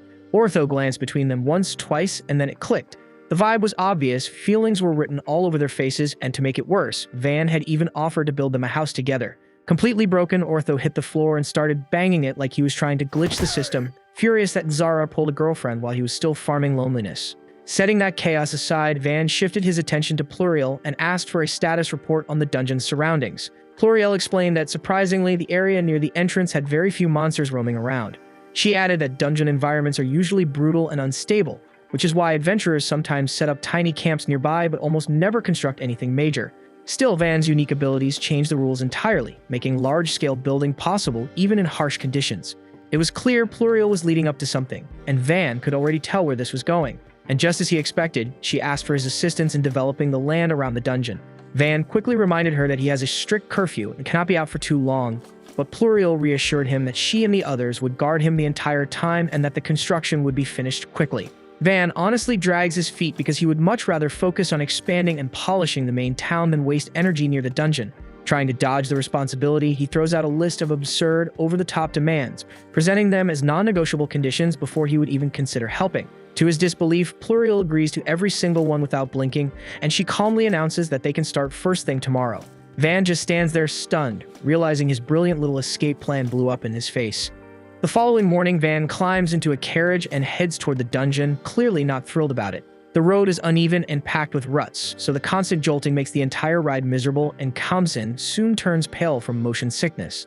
Along the way, they come across a massive troll standing right in the middle of the road. The adventurers immediately coordinate, striking together and bringing it down faster than anyone expected. And once it falls, they erupt into loud cheers, celebrating like they just won a festival. The noise starts to get on Van's nerves, but seeing Tilly and Arte genuinely enjoying the moment eases his mood a bit. As the journey continues, Van suddenly peers out the carriage window and sharply orders the driver to halt. Not far ahead lies a wide, deep trench with nothing but two narrow wooden planks stretched across it as a temporary crossing. The adventurers shrug it off since they are accustomed to charging ahead without weighing the danger. But Van knows reckless habits like that are exactly how people get seriously hurt. He decides it cannot slide, so he orders the grown men to kneel and seriously think about the stupidity of their decision. The beams wobble and lack any real foundation, so a little extra weight could snap them in seconds. Rather than argue further, Van channels his ability and erects a solid, properly supported bridge. And once it is complete, everyone passes over without incident. When they finally arrive near the dungeon, Van immediately begins organizing what needs to be done, and he understands the adventurers require a structured headquarters. His first move is constructing a massive gate to seal off the area and stop monsters from wandering out. After that, he builds an extravagant 5-star inn where adventurers can recover after exhausting hunts. The structure looks magnificent, far beyond expectations, and the adventurers are visibly impressed. They appreciate the comfort and admire the premium facilities provided to them. As evening approaches, Van suddenly remembers his curfew. The last thing he wants is another lecture from Esparta, so before departing, he appoints Ortho as the person responsible for overseeing the base and keeping the adventurers in line. Just as they are about to leave, Arte spots something odd nearby. She draws attention to a chunk of ore sticking out from the earth. After a closer inspection, they confirm it is mithril, so Van commends Arte for her keen eye and swift reaction. By the time darkness settles, they make it back to town. Standing at the entrance is Esparta, wearing a calm yet disturbingly pleasant smile. Van's stomach tightens instantly, so he knows exactly what awaits him when curfew is broken. In desperation, he calls for assistance, but the others quickly distance themselves, unwilling to challenge Esparta. Only Ortho manages to gather the nerve to intervene, and he attempts to defend Van, insisting the delay was not his responsibility, but Esparta cuts him off coldly and orders him away.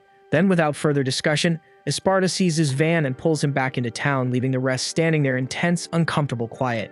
The following morning, Van and Arte are walking side by side through the town. While they stroll through the streets, Van realizes that Arte has already spent quite a long time living in the village, so he asks if she intends to remain there for good. Arte pauses before giving her answer, which makes Van think she is still worrying about the idea of getting engaged.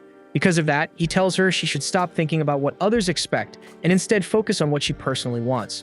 Arte turns red and shyly confesses that what she truly wants is to be engaged to him, and Van immediately blushes as well. The news clearly makes him happy, even though he tries his best not to look overly excited.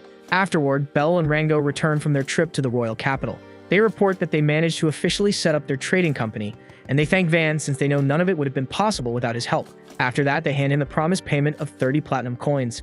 Van gratefully accepts the payment and passes the coins to Tilly. But the moment Tilly takes them in her hands, she completely freezes in shock. It is the first time in her life that she has ever held such an enormous amount of money. Soon after, Kamsin explains that Panamra will not be coming back to the village for now because she still has matters to take care of within the territory of Count Ferdinando. Yet Belle and Rango also mentioned that Panamra said forming an alliance with Van would be far better than continuing to stay under the Count's authority, which likely means she will appear around the village more frequently. Van is honestly stunned when he hears this. At first, he assumes it means Panamra plans to move into the village permanently, but they quickly correct him and explain that she will not actually live inside the village itself. Instead, she will probably receive land somewhere close by.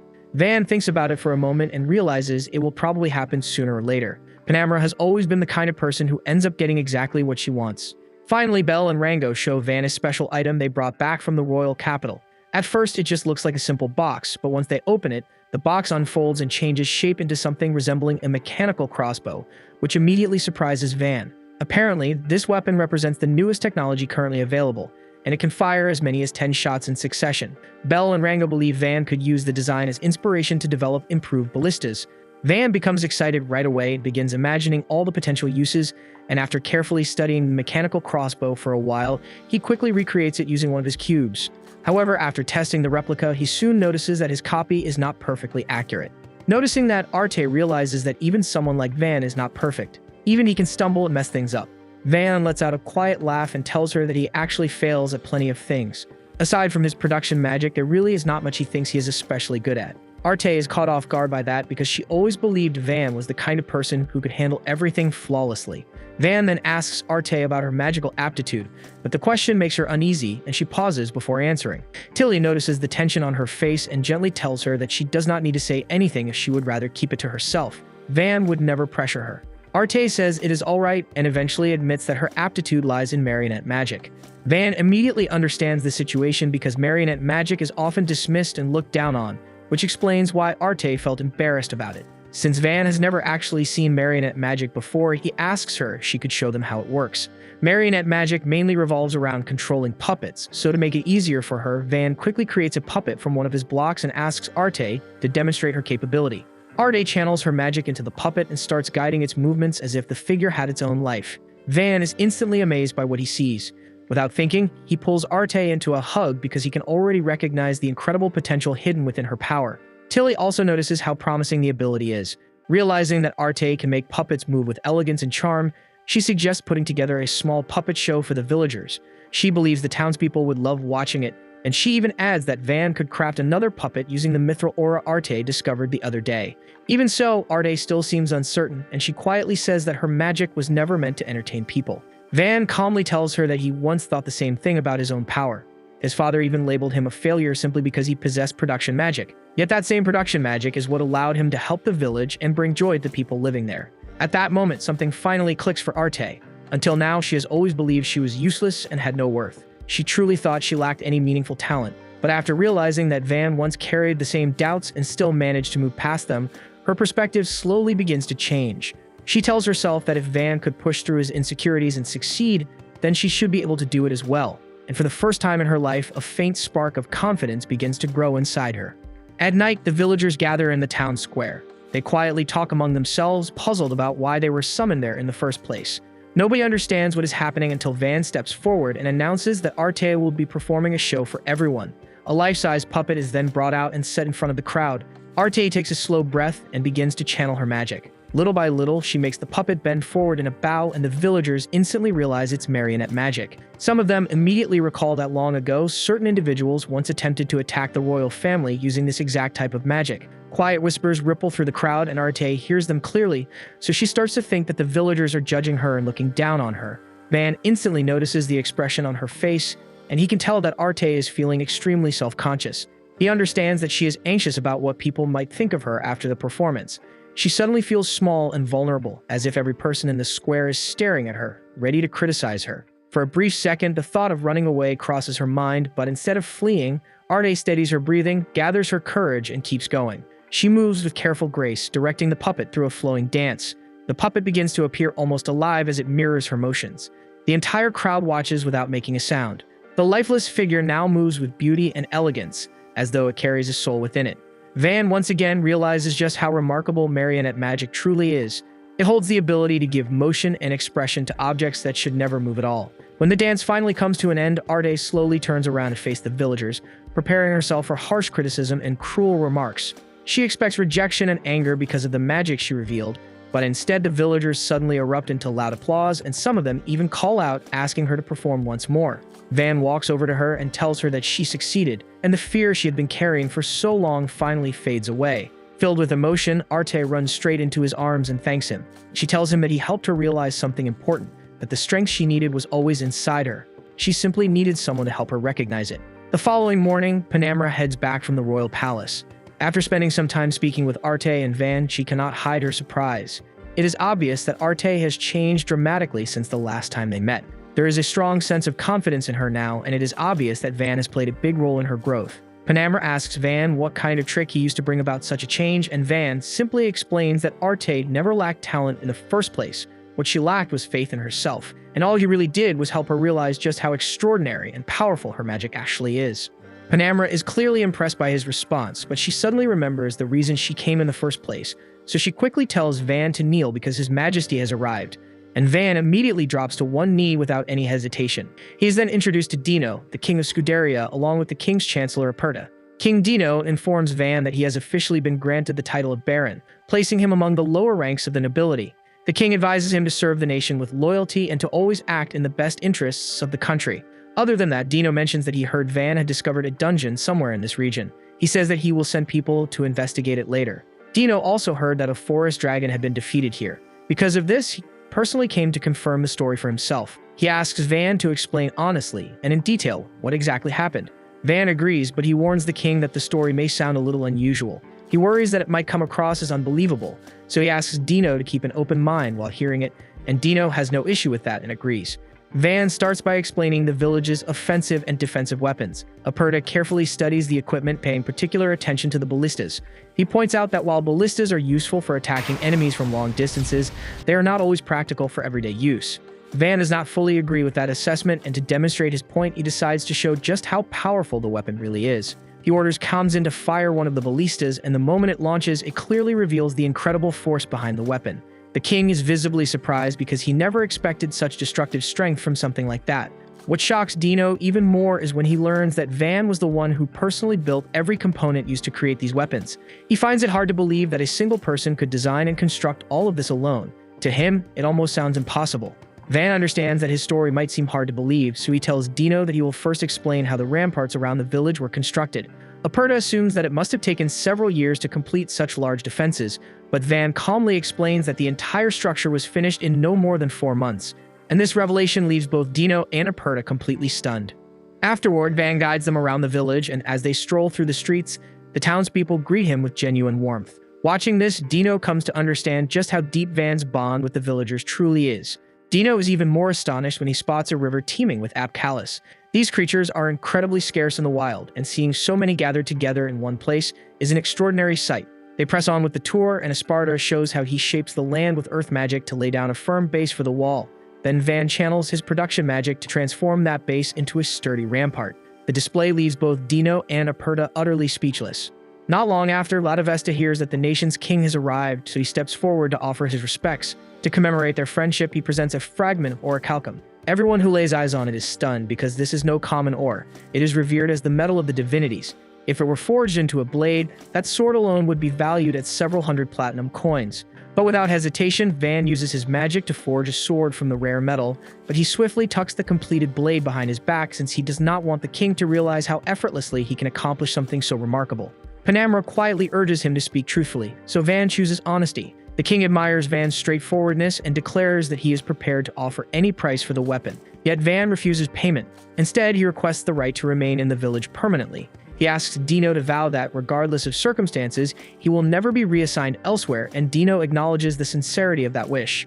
At the same time, Dino feels it would be a shame for Van's abilities to remain confined to such a distant corner, so he inquires whether Van would still cooperate with the royal capital if they were to dispatch an envoy to him, and Van accepts this arrangement. Dino is moved by how committed Van is to safeguarding and developing the village. Because of that devotion, he grants Van's request. Van is relieved and pleased because to him, this feels like another stride toward the peaceful life he has long desired. Before long, Dino remarks that he cannot remain away from the capital indefinitely, so he prepares to depart, but all at once they hear frantic cries from the villagers. Shouts ring out that a dragon is closing in on the settlement, so Van immediately orders everyone to man the defenses and ready the adventurers. Panamera steps in to assist as well, strengthening Van's confidence that they can manage the threat. Then the dragon sweeps toward them in a dramatic descent, and every gaze lifts to the sky as they brace themselves, uncertain of what action to take next. They narrow their focus and quickly notice the wyvern is not flying freely at all. A sorcerer is perched on its back, directing every movement. Aperta observes the scene in silence and pieces it together. Wyverns are beasts that instinctively roam and hunt in packs, so seeing one drifting solo through the sky like this is completely unnatural, and that alone tells him there's probably something hidden beneath what they can see, another danger lurking somewhere they have not detected yet. Dino catches that and instantly blames the kingdom of Yelanetta, saying this reeks of their handiwork from start to finish. Van wants to deal with the wyvern immediately, but he understands his ballista bolts will never make it that far. The beast is soaring at a height that keeps it entirely beyond their reach, so he weighs his options carefully and settles on the last possible choice. They will have to launch the prototype. At the same time, far within the forest, the 8th Prince of Yelanetta, Unimog, is not even trying to conceal his irritation. The king assigned him to command the assault on such an isolated settlement, and he would have preferred to be literally anywhere else. One of his knights attempts to clarify the logic behind the decision. The king selected him personally because this operation carries serious weight. Yelanetta and Scuderia have shared a long hostile past, and the king has resolved that the moment has come to bring that rivalry to a decisive end. Unimog listens with a blank face, completely unmoved. Even after hearing the explanation, he still refuses to treat the mission with real importance. In his mind, conquering a tiny backwater village is not a task deserving of his full focus, and he assumes it will be finished before it even truly begins. Not long after, the army reaches the gates of Van's town, and silence spreads through their ranks. None of them anticipated a remote village to be protected by walls of this magnitude. Unimog studies the structure and immediately concludes that they must be fake, so he tells his soldiers it is nothing more than an illusion, a cheap tactic meant to intimidate intruders, and he commands them to haul out the battering ram and start smashing. After repeated strikes, the ram barely leaves even the slightest mark, and Unimog can only glare at the towering walls without a single word. Moments later, Van steps onto the ramparts and peers down at the invading force. He calmly declares himself the lord of this village and directly asks their purpose.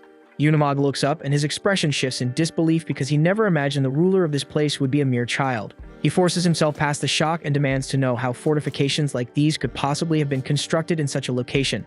Van responds plainly. He and the villagers raised them together with effort and unity, and there is no deeper secret than that. Unimog rejects the explanation outright, convinced Van is making a fool of him. He turns toward his knight and orders him to relay a message to the mage riding the wyvern and instruct him to commence the assault on the town at once. The knight falters and warns that striking without provocation like this will almost certainly invite retaliation. But Unimog brushes the concern aside, insisting there is no chance some backwater village in the middle of nowhere possesses anything capable of downing a wyvern. Van meets Panamra's gaze and gives a subtle nod. She releases a single round that soars high above the wyvern, then bursts apart in midair into dozens of smaller fragments that cascade downward and shred the beast in seconds. When the haze fades, the wyvern has vanished, and Van calmly explains what struck it. The weapons are known as shuriken, slim and lightweight, yet backed by overwhelming impact. It is their first time deploying it in actual combat, but even Van can tell it exceeded expectations. Aperta fixes his eyes on the shattered remains and cannot conceal his shock. A device with no elemental magic whatsoever just delivered force comparable to an advanced spell. Dino steps forward and peers down at Unimog from above. Unimog struggles to comprehend the scene before him and demands to know why the king of Scuderia is standing inside some distant, insignificant village. With the situation undeniable, Unimog has no alternative. He commands his troops to withdraw, fully aware they are outclassed. As events unfold, Dino's mind drifts to Van's father, the Marquis, who cast his own son out merely because the boy lacked elemental magic, so the Marquis never understood what his child was truly capable of. Dino reaches a silent conclusion. Once he returns, he will dedicate greater effort and funding toward the study of magical potential, because it is obvious there is far more beneath the surface than anyone realizes. Soon, Unimog is escorted to what appears to be a holding cell for interrogation. He drops to the ground and initially refuses to speak. Then, Panamra steps in close and applies a bit of pressure, and suddenly he starts spilling everything. He reveals that the kingdom of Yelanetta has been targeting the remote villages under the Marques's authority for years. The strategy was to advance little by little, beginning with the smallest and most secluded communities. A settlement of this scale was meant to be an effortless opening move, something they could seize with minimal resistance before advancing deeper. Panamra hears the explanation and almost feels secondhand embarrassment for him because he was shut down before he even crossed the main gate. Aperta inclines forward and questions whether Yelenetta's army is striking any other regions at the same time, and Unimog confirms that they are. While events unfolded here, another division had already advanced toward the fortress city of Skudet. The atmosphere in the chamber shifts instantly. They relay the information to Dino without delay. Aperta moves quickly, insisting they must return to the royal capital, assemble every soldier they can, and march to reinforce Skudet before it falls. Dino accepts the plan at once, but sets a single requirement. Van must accompany them. Van considers the request in silence. He understands this is normally the sort of call he would accept immediately. He expresses sincere gratitude for being trusted with such responsibility, yet explains that he cannot depart. His settlement is still in a critical stage of development, and he refuses to abandon it now. Dino and the others remain uncertain. The village already possesses armaments strong enough to repel major dangers. Van sees their reasoning but responds firmly. The cannons are formidable, yes, but his ambitions for this place stretch far beyond its current state. They have only achieved a fraction of what he envisions, and the greater part of the work still lies ahead. Panamra lets out a light laugh at that. She admits she is truly eager to witness what the village will become once he shapes it fully, since even now it is extraordinary. Still, she does not waver. When a kingdom faces peril, a noble is obligated to stand with fellow nobles, so personal circumstances do not override that duty. Van reflects briefly and accepts the truth in her words. It is indeed his burden to bear, and he consents to join them, though he adds one stipulation of his own. He will assemble and lead his own forces, and Dino agrees immediately. Soon, Van calls his team together and informs them of the situation. He has been requested to aid in defending a nearby city and will soon depart. Esparta will oversee the village in his absence. D. Kamzin and the rest of the group will accompany him. But before their departure, Ortho and his companions approach and request permission to serve as his personal guard during the journey. Van is genuinely moved and encourages them to notify other adventurers as well, offering 5 gold per person as compensation. Ortho and the others trade surprised looks. The amount is exceedingly generous, yet Van sees it as only fair. Those willing to risk their lives deserve to be rewarded without hesitation. Panamra approaches Van and informs him that she will return to Count Ferdinando first to deliver a full report on everything that has taken place. Afterward, she intends to reorganize her troops and dispatch them to Scudet as reinforcements. She then asks what armaments he intends to deploy. Van pauses to consider it and quickly realizes that none of his ballistas are currently in condition to be transported. Before he can settle on a solution, Arte steps in with an idea. She offers to deploy her marionettes as long-range firepower in their place. Not long before their departure, Van assembles everyone and carefully outlines the objective of the operation. He reassures them that there is no need for fear. They will not be storming the front ranks. The mission is straightforward. Every individual gathered here returns home alive. He gives his word that once everything is resolved, they will head back to the village and hold a proper barbecue to celebrate together. Meanwhile, at his estate, Van's father, Halpa, receives news of the assault on Scudet. He immediately instructs his butler to contact the surrounding lords and request aid. The butler cautiously suggests that Van's nearby settlement might be able to assist. Halpa interrupts him before he can continue. The village can scarcely sustain itself, he argues. Furthermore, Van is incapable of wielding elemental magic, making it pointless to involve him. Some time later, when the market reaches the southern gate of Scudet, the sight halts him in disbelief. Fortifications once deemed unbreakable have been shattered by Yelenetta's wyvern onslaught. After a brief assessment, Lord Halpa recommends withdrawing to reorganize their forces. Then the commanding officer reports that the majority of their soldiers have already fallen. The commander steels himself, convinced his life is about to end. Yet when the enemy abruptly turns away and advances elsewhere, he remains frozen, unable to comprehend why they would abandon him instead of finishing the job. At the western gate, the reason becomes clear. One of Arte's marionettes sweeps forward in a precise motion, slicing through multiple wyverns in a single strike. From a secure position, Arte directs its movements. Those witnessing it are left speechless. Even Arte herself had not fully grasped the extent of the strength she commanded. Van quickly evaluates the battlefield and determines that diverting the enemy's focus away from the wounded soldiers will give them a chance to retreat, and they execute the strategy flawlessly. As Yelenetta's troops rush forward, Van's unit responds in seamless coordination and overcomes them with surprising ease. Then one of the wyverns peels away from the swarm and plunges straight toward Van. Arte moves without hesitation, snapping her marionette forward to cut it off just before impact. Van scans the field and realizes that the brief clash gave the wounded troops enough breathing room to retreat. He orders everyone to withdraw, but Ortho argues against it. They hold the upper hand right now, and if they press the attack, there is a solid chance they can finish this battle completely. But Van refuses because victory means nothing if it costs even a single life. And if they advance and one person fails to return, then to him, the entire fight was meaningless. Later on, Lord Halpa and his knights finally secure a safe position. One of the soldiers asks what their next move will be, and Halpa answers without hesitation that they will reclaim Scudet. They will regroup, restore their forces, and march again. Yet even as he declares it, a single thought gnaws at him. How did they escape with their lives? Just then, Murcia, one of Halpa's sons, rides in and bows his head, apologizing for arriving behind schedule. Soon after, Dino arrives on the scene. Halpa and Murcia bow the moment they recognize him. Dino requests a detailed report about the situation in Scudet, and Halpa informs him that the city has already been lost. He recounts every event step by step, but Aperta remains puzzled over one crucial detail. If the situation was truly that catastrophic, how did any of them survive? So Halpa explains that the wyverns abruptly ceased their assault and withdrew without warning. No one understood why, but Dino pieces it together at once.